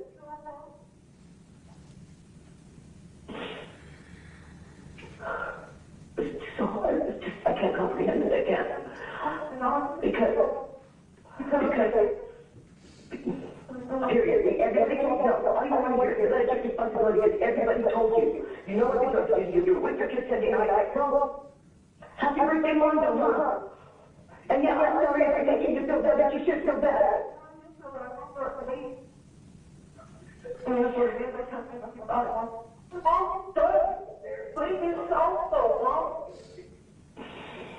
Okay? Don't blame yourself. Okay? I didn't serve you this whole time. I don't know what's been going on. Well, you'll find out when you go to court, and you'll find out when you get in jail. That's all I can say.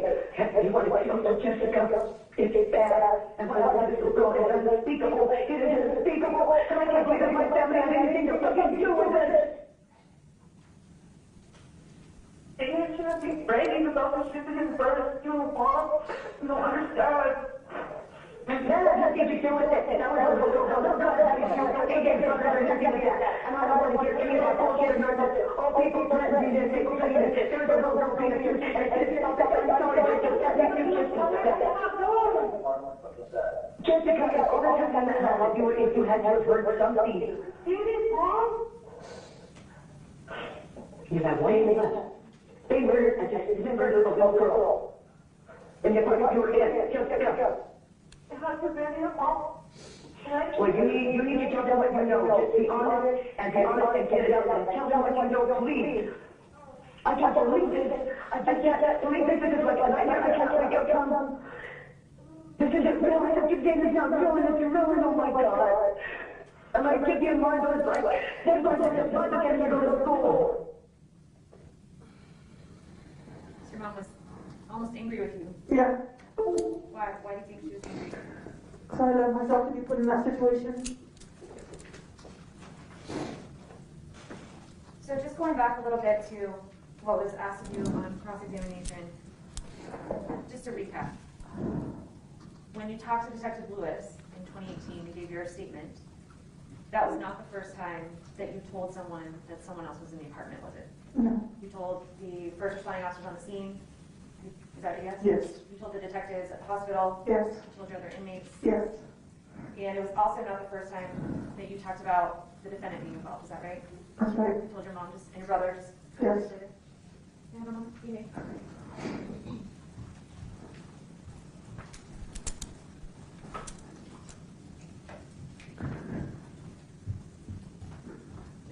No further questions of this witness, Ryan? If you need to finish the excuse, She may. Recross your honor. all right, let's have a quick bench conference, come on up. A couple of questions, Ms. Kelley. You talked to your mom from the jail, and you said you couldn't go home. Let's see what you said. You said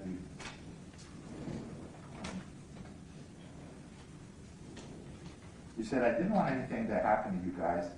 That's why I didn't go home. Do you remember telling your mom that? I do. Now, were you talking about the threat that... Objection, Your Honor. I'd ask that Mr. Aarons speak to Read the question, and let's see the answers. At what point in time between your release from prison on the 15th and your arrest on the early morning hours of the 24th, did you have a threat that you couldn't go home? After Victoria was killed. Well, how could you have gone home? I mean, you said after she's dead, but before you're arrested. That's when you could have gone home? And face out. All right, so Victoria's killed sometime in the early evening of the 23rd, right? Yes. And you jumped off the porch. Objection, Your Honor. Can we narrow this, please? Let's just narrow down the time frame. I think that's what you're trying to do, Mr. Aarons, but let's see if we can just get to that ultimate issue. When could you have gone home after the murder? After everything was cleaned up and the body was gone. And then you heard your brother tell you that the defendant, Mr. Gonzales, gave your full name in the news and said Jessica did it. Jessica Kelley did it. Did you hear him tell you that? Yes. How did that make you feel? Confused. Does that relate to your feeling that you're the scapegoat in this case? No. That's all I have. All right, thank you. May this witness be excused? Yes, she may. All right, thank you.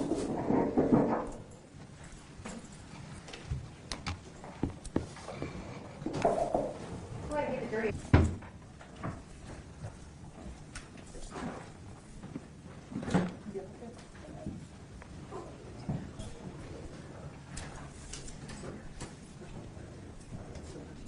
So, Mr. Ernest, do you need that time to speak with your client now about the other issue, or what's the? No, I'm going to try to arrange a visit at Grass for next week. Sure. That'll work. Thank you.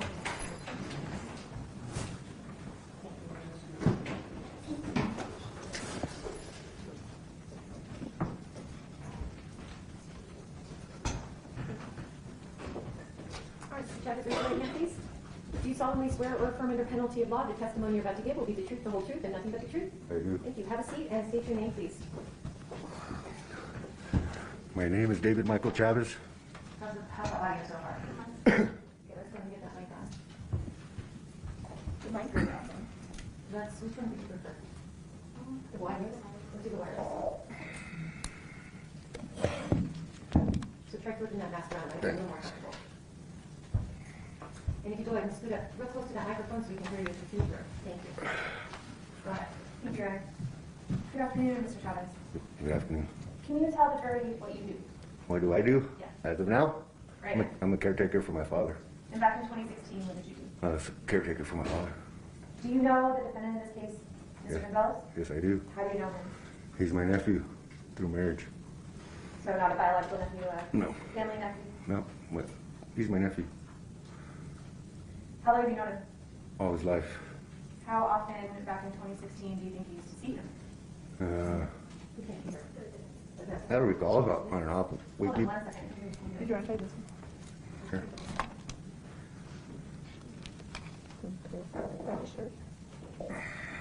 Go ahead and answer that question again, please.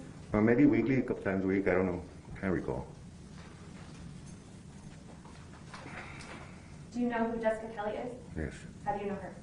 She's my niece. When you speak louder, please. She's my niece. Same kind of niece? The way Yes. The defendant is a nephew?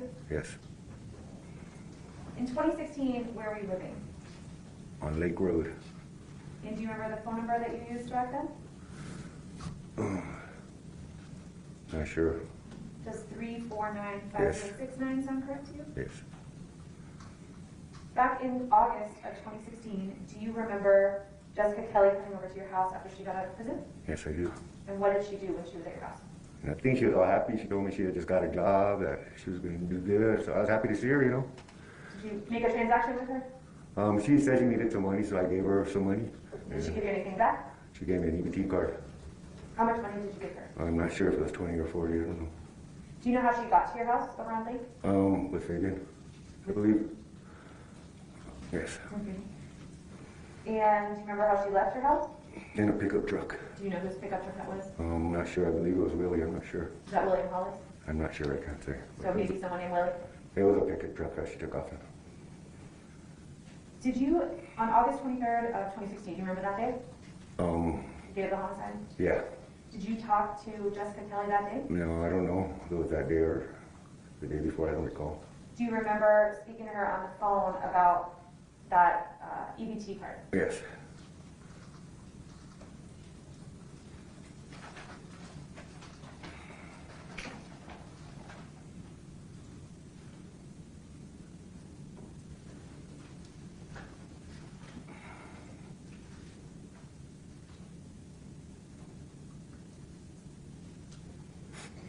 How many days later from the time you saw her at your house to when you talked to her on the phone?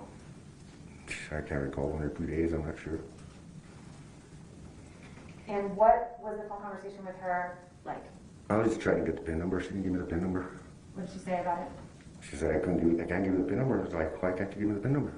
Did you think that she was acting normal? No. How was she acting? Abnormal. How so? I couldn't tell. She just wasn't acting normal. She just like, I couldn't understand why she wouldn't do that, you know, so I helped her out. Did she say anything concerning? She did. What was that? She told me that she couldn't give me the pen and asked her why, and she told me that the devil said that not to give me the pen. That the devil said not to give you the pen? That's fine. Was this normal behavior for her? I don't know. Did she seem under the influence to you? She did. How did you feel about this conversation? Freaked out, you know, just weirded out.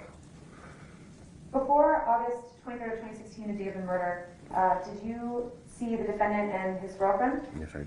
Do you remember his girlfriend, who it was? Michelle. How many times did you see them? Them together, twice, I believe. And how close in time did you see them? Did they first come to your house before the murder? Maybe it was twice. They came one day and to introduce me. Fabian introduced me. I don't know if it was I'm having a hard time calling days and stuff. Like I said, it was a regular day for me, so. So they came over a couple different times Yeah. together? Did Victoria Martens ever come with her mom Michelle to your house? Yes. You did meet her? Yes, I did. After the day that you talked to Jessica on the phone and had the conversation with her about the PIN number for the card, did you see the defendant and Michelle that day? Yes. So that was after the call? I believe so, yes. Did you warn them about Jessica's behavior? Yes, I did. What did you tell them? I think he mentioned something about Jessica being at the house, and I told him that she was acting weird to get her out of there, you know, just to stay away from her. She just didn't sound right to me, you know. After I heard that, I got freaked out, you know. I'm going to need you to speak up just a little bit. Let me just give you a little background here. So we have an individual over here who's actually recording what you're saying, and she can't hear you. Okay. So I need you to speak more clearly and louder so that she can hear you. I'll try. So let's, I'm sorry? Did you want me to move it higher? You think higher would work there? All right, let's try that. All right, let's try again. Let me do the other side. He's facing me. Yeah, they're both on. Maybe on the mouth? Yeah, they can both on, please. They're both on. Okay, perfect. So let's back up a little bit. Okay. How did you become aware that Jessica was at Michelle and Fabian's apartment? I think Fabian told me. And I were, don't recall. I think that Fabian had mentioned it. and were you concerned about Jessica being there? Yes, I told him to get her out of the house, to get her, stay away from her. Just, it didn't sound right. And I didn't want to be hanging around her if she was high. Because I don't like them doing that. Say that last statement again, please. What was the last thing you just said? Because I don't like them doing that. Doing what? Anything.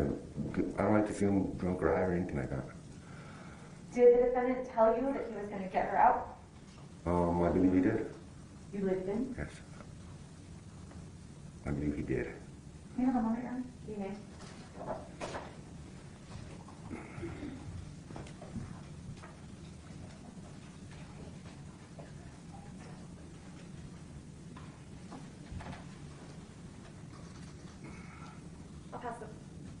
I'll pass the witness, Your Honor. Thank you. Cross.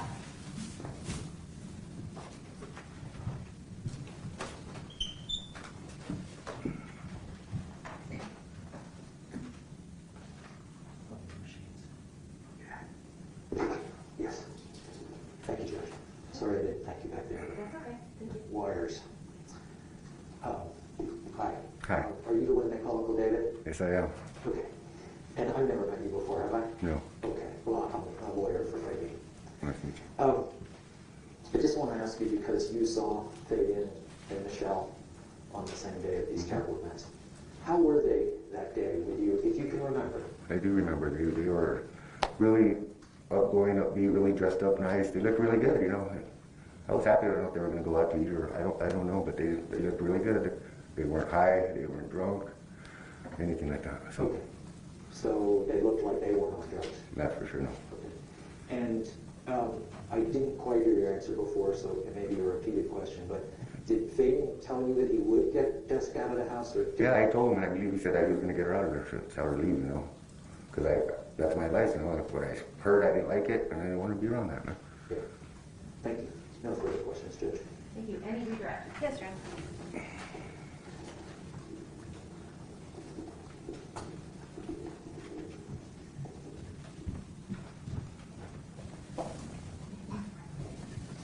Mr. Father, was the defendant friends with any of your neighbors, or did he know any of your neighbors, socialize with them? Just through me? Just through you? Yeah. And that day at your house? Outside, just open the door. Do you right hand, please? Do you solemnly swear or affirm under penalty of law the testimony you're about to give will be the truth, the whole truth, and nothing but the truth? Yes. Thank you. Have a seat. Let's see. Well, it sounds like a microphone in front of you, but I'm going to go ahead and another wire background. So go ahead and state your name, please. Vanessa Badata. No hope. Okay. We're going to get you with a wire mic as well. You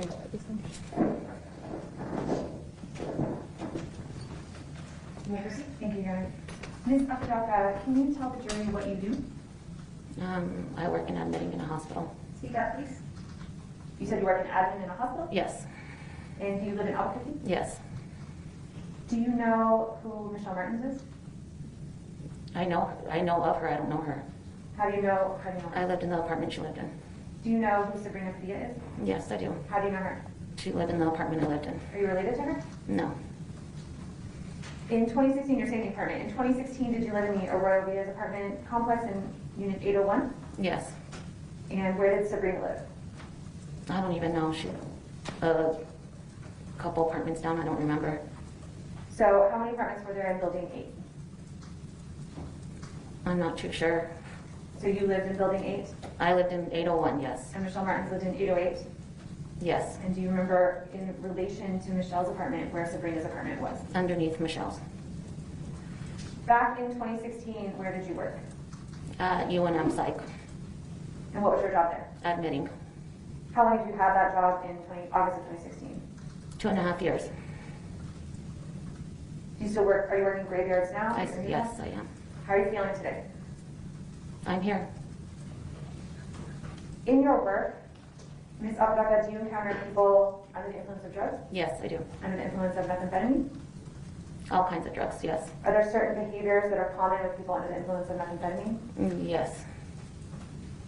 Did you know Victoria Martens and her little brother? Yes, yes. And were Victoria and her brother friendly? Do you have children? I do. Were Victoria and her little brother friendly with your children? They were the first ones to come to my house to play with my kids. What was your impression of Victoria and her little brother? They were friendly little kids. Did they seem happy? Yeah. Normal? Yeah. Do you recognize the defendant, Fabian Gonzales? Yes. How did you know him? I don't know him. I've seen him around the apartments. You saw him around with Michelle Martens? Yes. What was your impression of Michelle Martens?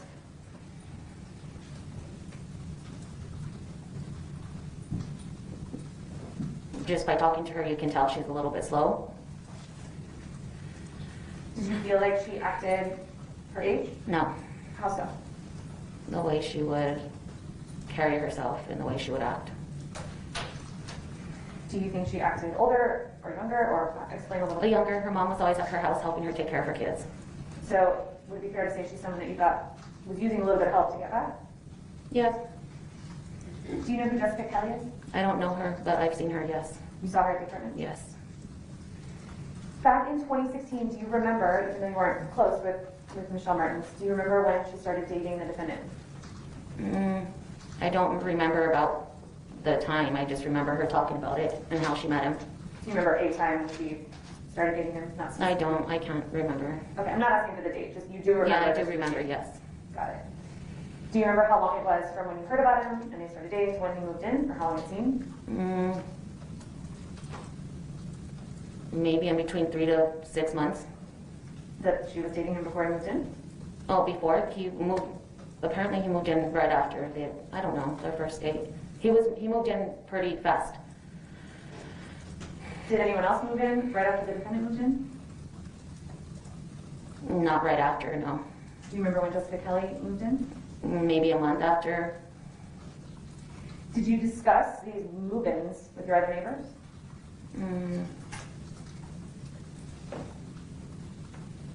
Say that again. Did you discuss the defendant and Jessica moving into Michelle's apartment with other neighbors, your friends? I may have, yes. Was there some concern there?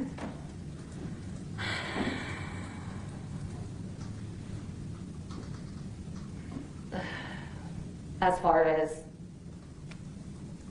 I don't know. Did you have any concerns about moving these people in? Yeah, obviously my kids live there as well. What would be concerning about your kids living there? I didn't want to put my kids in a situation where there was addicts or drug users. I don't know. Let me stop you right there.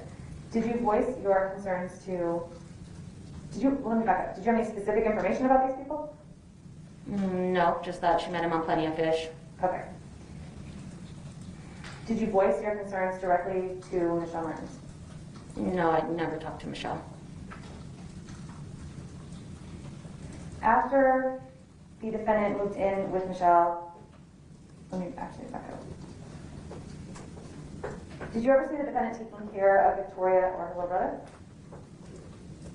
I would see him with the kids, yes. By himself? Yes. Do you remember him walking them to the bus? There was a couple times I have, yes. When the defendant moved in, did you notice a change in the amount of people coming around? Yes.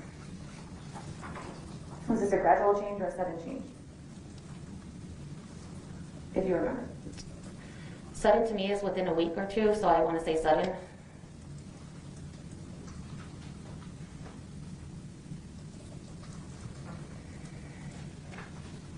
Did you see the day that Jessica Kelley moved some stuff into Michelle's apartment? Yeah, yes. Did you see some people with her? Some other guy other than Fabian. So Fabian was with her and another guy? Mm-hmm. Yes. Do you remember they were calling that other guy any name? I can't recall. Do you remember how they got to the apartment, or did you see them arrive? I can't recall. Would you consider Michelle, just knowing her the way you did as neighbors, to be someone that's more of a follower? Yes. Do you remember how you found out that something had happened inside Michelle's apartment when Victoria was murdered? Yes. How did you find out? With cops arriving, Sabrina had called me and told me she heard stuff upstairs. So, was that from Sabrina? Yes. So, when did you get that text? Around 2:30 or 3 in the morning, somewhere around there. Okay, on August 24th? Yes. The day before, August 24th, do you remember seeing Victoria that afternoon? Yes. And what was she doing? She had just got a cat. She invited us to her birthday party the next day. Did you see Jessica Kelley with her? Yes. Were you witness to a discussion between Michelle, the defendant, and Jessica? No, not that I recall. Did you see them talking about cigarettes that day? Oh, yeah, Jessica had asked him to buy her cigarettes. Remember, and what happened?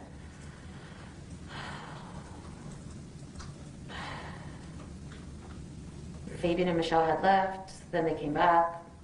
Victoria was left with Jessica. Was anyone upset during this interaction?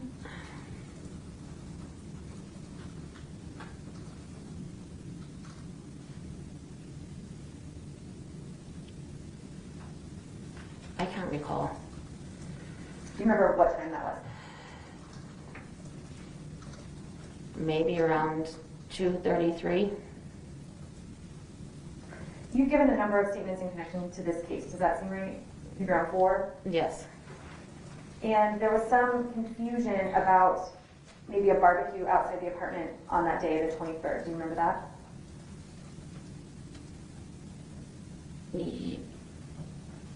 I don't remember a barbecue. I remember everybody sitting outside of Sabrina's house. Yes. Did you go to a concert that day? I did. Yes. What concert did you go to? The Kevin Gates Up in Smoke tour. Do you remember what time that started? It started at 8. We left the house like around 6:30 so we can get there. A good spot. You want to get there early? Mm-hmm. You want to hear?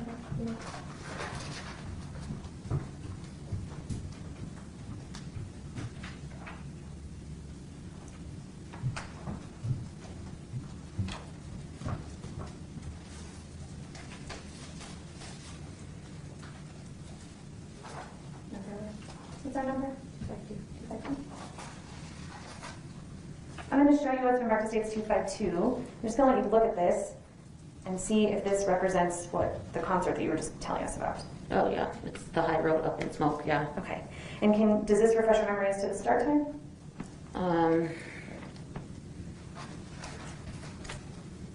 I can't recall, that was 6 years ago, so. I understand. Does this help refresh your memory or no? Yeah, we left the house like around, I don't know, I wanted to get there early, so maybe an hour and a half before it started. And what time did it start? On there it says 7 o'clock. Okay. Is it possible that you're mistaken about 8 o'clock and it was really 7 o'clock? Yes, it's possible, it's been 6 years. Okay. So you left the house about an hour and a half before, so you left about 9:30? Yeah. Yes. Before 5:30, is that when people were outside? They were outside before I left, so yes. And what time did you get home? Maybe midnight, no later than midnight.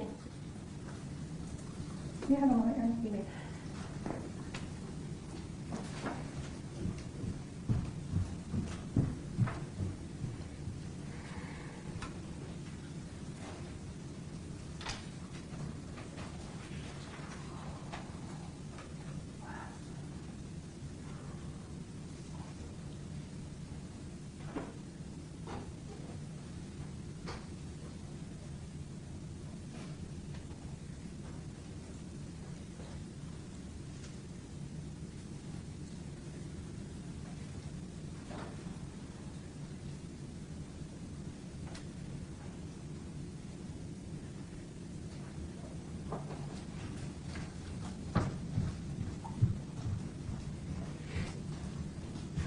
When you saw the interaction that it's hard to recall because it's been a while, but between Michelle Martens, the defendant, and Jessica Kelley, did you have an impression as to whether or not any of them were under the influence on the 23rd when they were talking about cigarettes?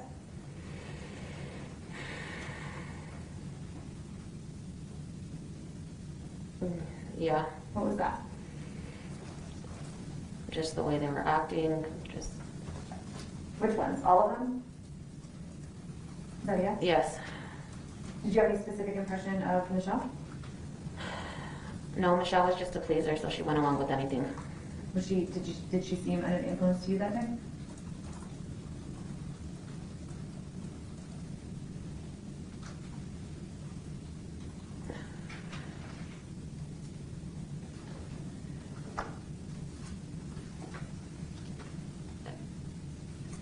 I can't recall. What about the defendant?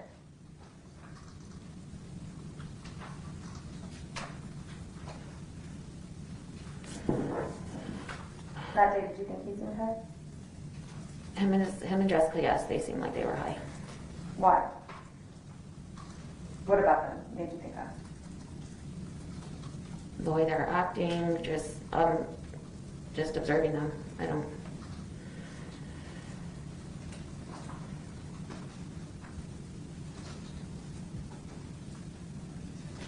Oh, I'll pass the language on.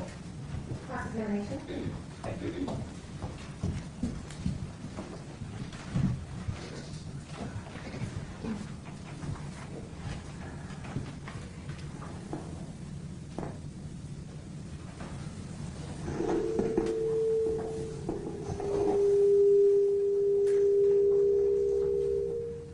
What if I just go with this? Let's see how it goes. Can you hear me? Ms. Apodaca, you're a single mom with 3 boys? Yes.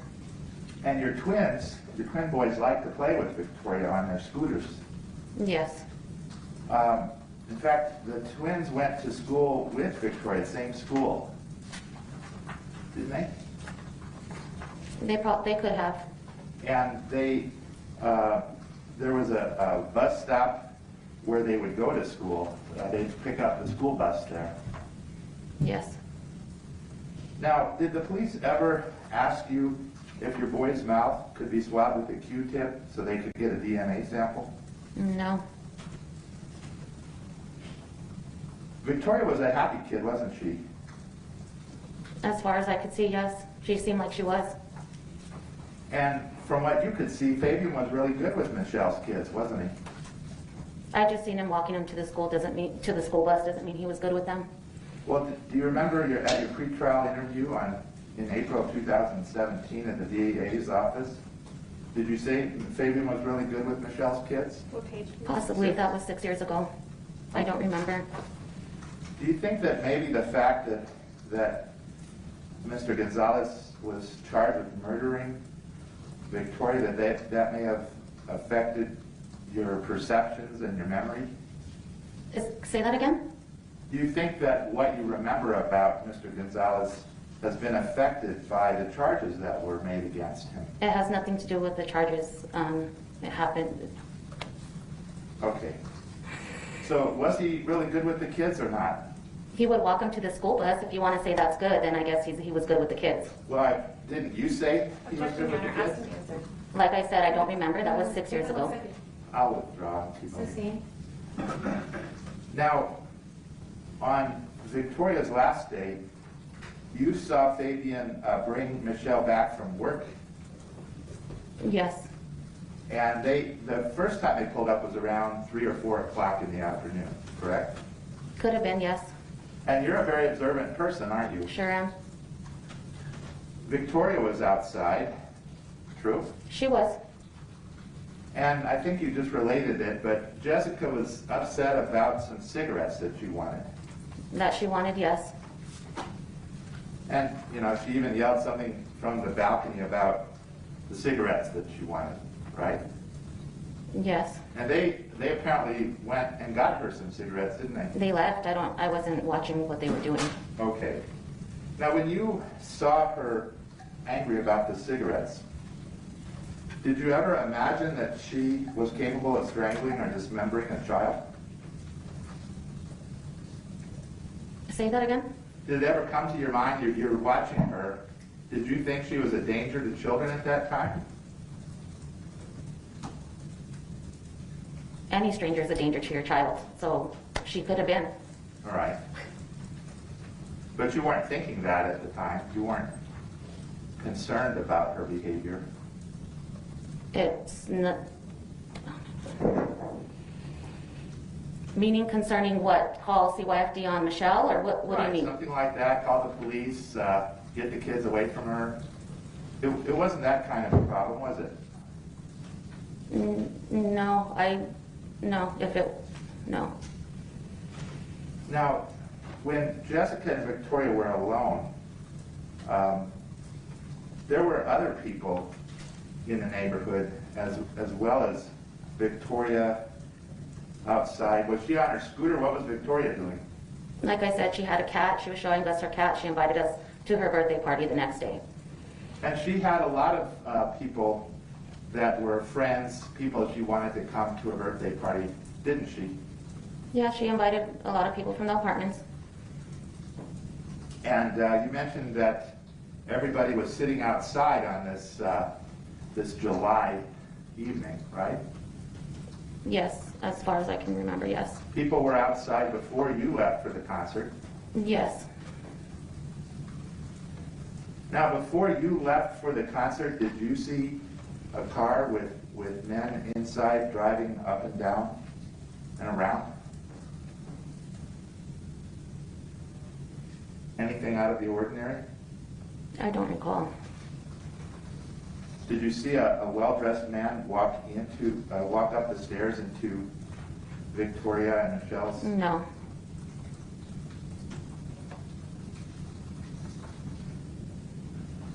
Now, you did see Fabian and Michelle come back, didn't you?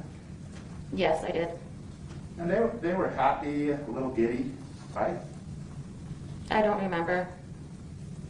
Do you remember saying they were all just giddy and laughing and walking upstairs? Page number, please. 17, line 2. Yeah, I could have said that, yes.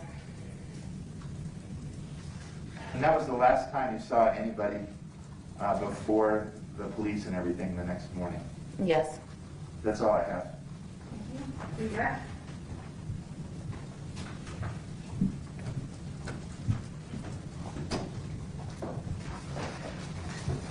You said that your kids sometimes played with Victoria? Yes. Did they play with her that day?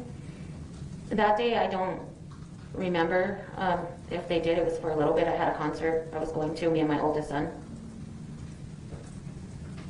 Did you have your kids that day? Yes. How many times had you seen Jessica Kelley before this day? Maybe a handful of times. She was always in and out of the apartment. Just coming in and out? Mm-hmm. You were asked on cross whether or not you were thinking she was a danger to children. Did you have enough information about her to make any type of assessment? No, I didn't. How long did you see her outside for during that cigarette discussion? Maybe 5 minutes. Did you talk to her that day? No, I didn't. When you saw Victoria, was she with any other kids? She was by herself. Not with your kids? No. No further questions, John. Thank you. May this witness be excused? She may. All right, you may step down. Thank you, Ms. Albuquerque. Does the jury need a break? Anybody? Anybody? All right, next witness.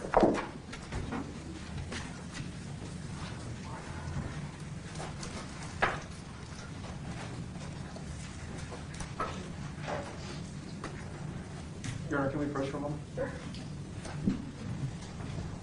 Do you want this? All right, Ms. Collins, raise your right hand, please. Do you solemnly swear or affirm under penalty of law the testimony you're about to give will be the truth, the whole truth, and nothing but the truth? Yes, ma'am. Thank you. Have a seat. We're going to stick a microphone on you so everyone can hear you.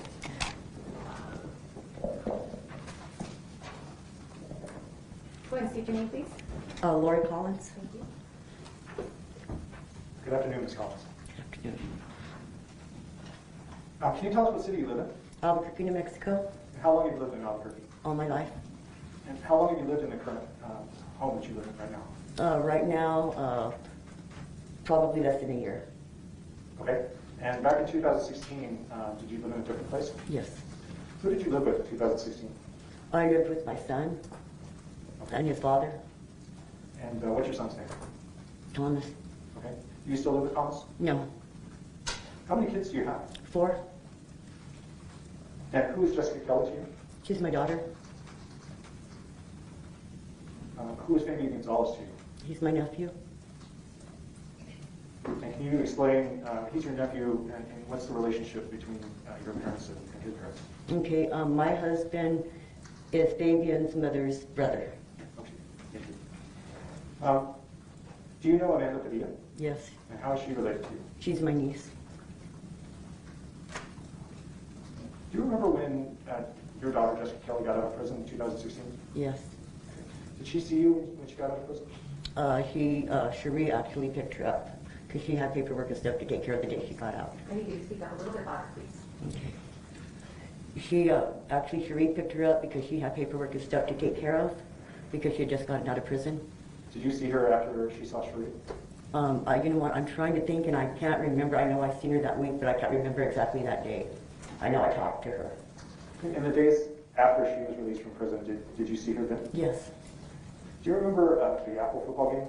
Yes. Tell us about that. Okay, that was on a Saturday when we were all at my grandson's football game. And how did you get there?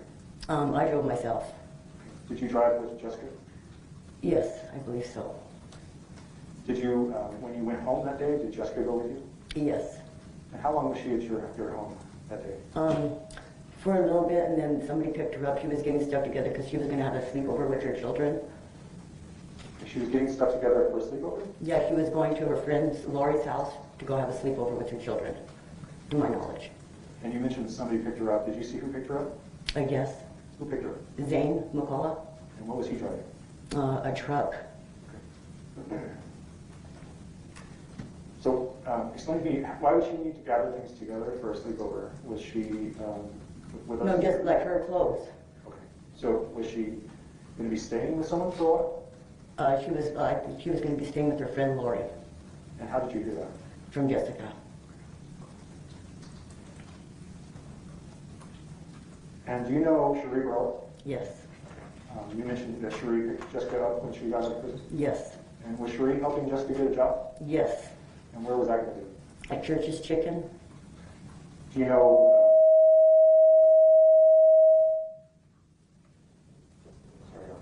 Do you know if If she had taken any steps to get that job, did she interview as registered? Yes, she was actually supposed to start or had an interview that Wednesday. Do you know who took her to the interview? She didn't go. Okay. Because that was, she was actually in jail. That's why she didn't make it to that interview. Did Jessica, did she live with you for any length of time after she either before she went into prison or right after? Yes. Okay. Is there a reason why she would choose to live elsewhere? No. Just, it was kind of crowded where we were living at the time. And like I said, I was living with my son. And how did she get along with her brother Thomas? Fine. Good. They all got along good. Did Thomas have any concerns about her? Just my son wouldn't allow drug use and any kind of drug use in the house. Did you, you mentioned that she was staying with Lori. Did you learn at some point that she was also staying with the defendant, Fabian Gonzales? Yes, that's when I found out when Jessica told me it wasn't, that she was staying with Fabian because there wasn't enough room in Lori's house. Okay. Did Jessica contact you and let you know that she was having some issues? Yes. What issues was she having? That she had messed up because she had gotten high. Do you remember what the date was when that happened? I can't remember the date, but it was on a Monday. Okay. If Victoria was murdered on August 23rd, does that help you? That was probably the day before that. And what did you do when you heard about that? So she had to get her act together. And did you talk to her on August 23rd? That was on a Tuesday, yes. Did you talk to her more than once that day? I can't remember. I know I talked to her on my way home from work because she had called me. And why did she call you? Well, I've been trying to get in touch with her, and she was wanting to come home. And she wanted me to pick her up, and I told her, well, I'm on my way home. It's kind of far. I don't want to turn around. And I said, well, go ahead and give me the address. And she asked Fabian for the address, and he says, just tell your mom I'll take you home in the morning.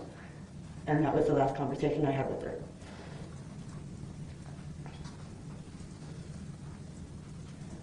Did you actually hear Fabian on this call? Yes, he was in the background. And how did Jessica sound to you? You could tell that she was high, but not, I don't know, just like Jessica, I guess. And how about the defendant? How did he sound to you?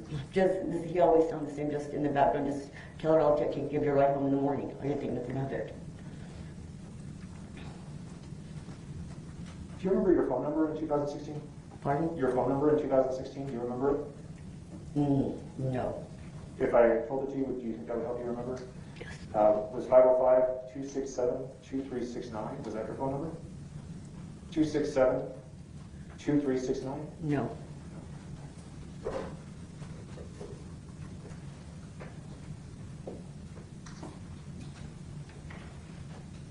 Did Jessica tell you something about getting high? Yes. What did she say? That she had messed up because she had gotten high. And that she was going to wait till she came, I told her, well, you need to come down before you come home. And that was Tuesday night, because I was off the following day. You want me to have one? You may.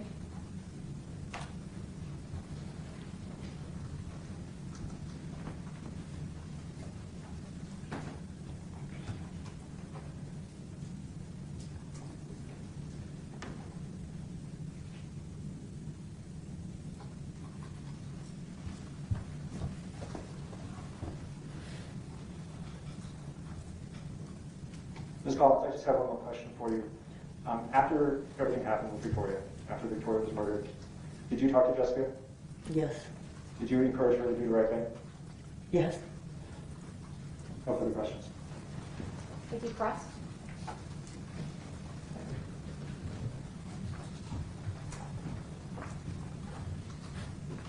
Good afternoon, Ms. Collins. Good afternoon. Have I ever seen or spoken to you before? I don't think so. So I'm one of Fabian's lawyers. About 9 years ago, he lived with you for a couple of weeks, didn't he? Yes. And your roommate asked him to leave because he and his girlfriend at the time were fighting. Do you remember that? I believe so. Now, the only time you saw him after 2013 was maybe a couple of times when he showed up at your work. Yes. Okay. So you were kind of out of touch with him, aren't you? Yes. Now, Jessica is one of 4 children that you have, 3 girls and a boy. And Jessica has 2 children, a girl and a boy. Yes. Now, I'm sorry, you just need to answer louder, please. Thank you. right, because you're shaking your head, but she's got to be able to write down her answer. So, now, are they both over the age of 18 now? Yes. All right. So, Tiffany is, I guess, is she older than Mondo? Yes. We're not using names. I thought they We're were not older using than names. 18. Let's approach.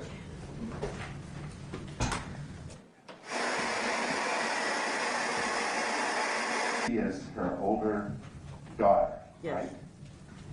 Yes, sir. And MG is her younger son. Yes, sir. Now, she got out of prison on Monday, 1 week before all of this happened, didn't Jessica? Yes, sir. And she was excited to get out. Yes. And you were excited for her. Of course. Now, the first night she spent, to your knowledge, with her friend Lori Beck out in Rio Rancho, didn't she? No. No? Where did she, because at one time you had said that, where did you find out differently? Where was she staying the first time? Her first night out, she stayed with her son. Well, didn't she stay with her son, MG, at Lori Beck's in Rio Rancho?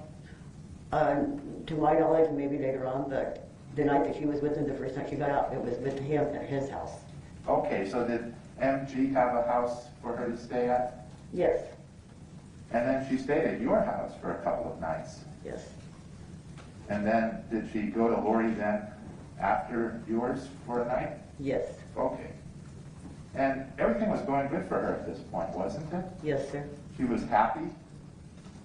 Yes, sir. She was involved with her kids? Yes. And she was always really good with her kids and everybody else's kids, wasn't she? Yes, sir. I mean, she was a go-to babysitter for her girlfriends who had children that age, wasn't she? She babysat for the others. At times, yes. And you had things going on with the kids, didn't you? I need you to speak up, please. Okay. Did, for example, well, you did activities with her children. She did, didn't she? Yes. And you found out that she got a job working with her friend Cherie Barella at Church's Chicken. Yes.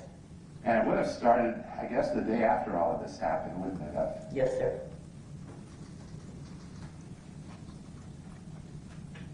Now, your understanding is she was going to be staying with either you or Lori as soon as her job started up. Yes. And you were together with her on Saturday. I think we just talked about that Yes, together. You two went to watch MG play a Yaffle football game. Yes, sir. Now, after that game, Jessica grabbed her stuff and left, didn't she? Yes. And she was going to spend Saturday night, I don't know if you call it a sleepover or what, but her kids were going to sleep over with Victoria and Michelle and Fabian at their house, weren't they? I wasn't aware of it. Okay. What part did you know? Did you know that the kids were going to have a sleepover, or did you know any of that? Yes, I knew that they were going to have a sleepover, but to my knowledge, it was going to be at her friend Lori's house. Okay. And you don't know how the plans changed or anything? No. All right.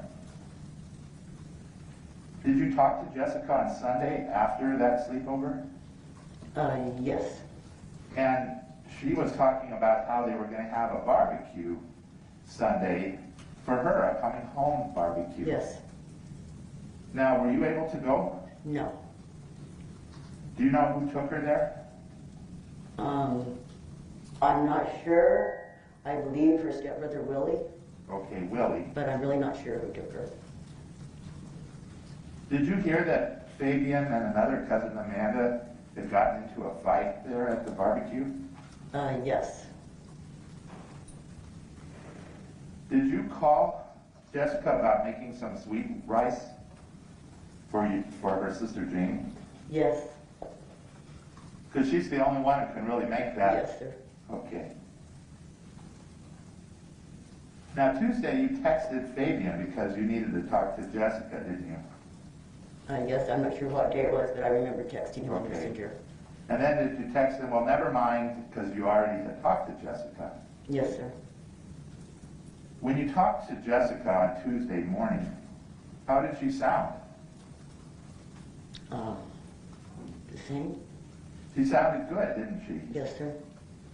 Now that's even though you know that she had effed up, as she called it. Yes.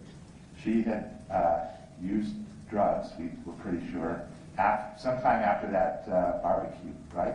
Yes, sir. Now, even though she had been effing up, did you think she was a danger to herself or others? No. She has no history of violence, does she? With school fights and stuff. Yeah, some fights when middle school or something, but I mean, as an adult, you can't really think of a time where she became violent, can you? Not really, no. And Let me just stop you here. So obviously it's a big room, we've got people spread all the way around, but we also have a monitor over here who needs to hear everything you're saying. Okay. So I really need you to project and speak loud, please. Okay. now, how was she acting during this call? Repeat the question. Well, did she act like she was tired, or how was she acting during this call on Tuesday? I can't recall, to be honest with you, sir. Now, even though she had been effing up, did you think she was a danger to herself or others? No. She has no history of violence, does she? With school fights and stuff. Yeah, some fights when middle school or something, but I mean, as an adult, you can't really think of a time where she became violent, can you? Not really, no. And Let me just stop you here. So obviously it's a big room, we've got people spread all the way around, but we also have a monitor over here who needs to hear everything you're saying. Okay. So I really need you to project and speak loud, please. Okay. now, how was she acting during this call? Repeat the question. Well, did she act like she was tired, or how was she acting during this call on Tuesday? I can't recall, to be honest with you. All right. It's been, what, 6 years now? Yes, huh? sir. Even when she struggled with drugs, she was always great with kids, wasn't she? Yes, sir.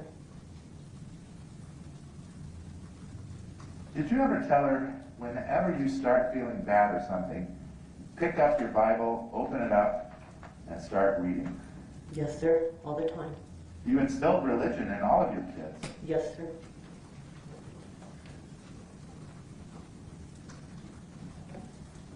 Now, there was some talk about her leaving that day on Tuesday, but as I understand it, you were having trouble figuring out where they lived and how to get over there, right? Yes. So you could hear Fabian in the background said, I'll take her home in the morning. Yes. Yes, sir. Did you have any reason to believe that Jessica was dangerous? No. Even effing up, you could trust her to be alone with children, couldn't you? Yes, sir. Now, you talked to her after her arrest, didn't you? Yes, sir. We heard one of those conversations. You were really upset at what the news and everything was saying, weren't you? Yes. Did you ask her what happened? Yes. Did she tell you, I don't know what happened after that? I can't quite remember. Do you remember on page 2, I was going to the house. I was packing away stuff, and Fabian and them got mad. And then I don't know what happened after that, okay? So that's all I even know. Fabian then ran outside, and I saw the cops were coming after me, so I jumped off the balcony, okay? Is that what she told you? Yes, I do recall, yes. And then you asked her, just tell me you didn't. And she said, I didn't do this, Mom. Yes, I remember that. Thank you, ma'am. Can you pass in the witness? I am, Your Honor. Okay. Redirect. Your Honor, may we search?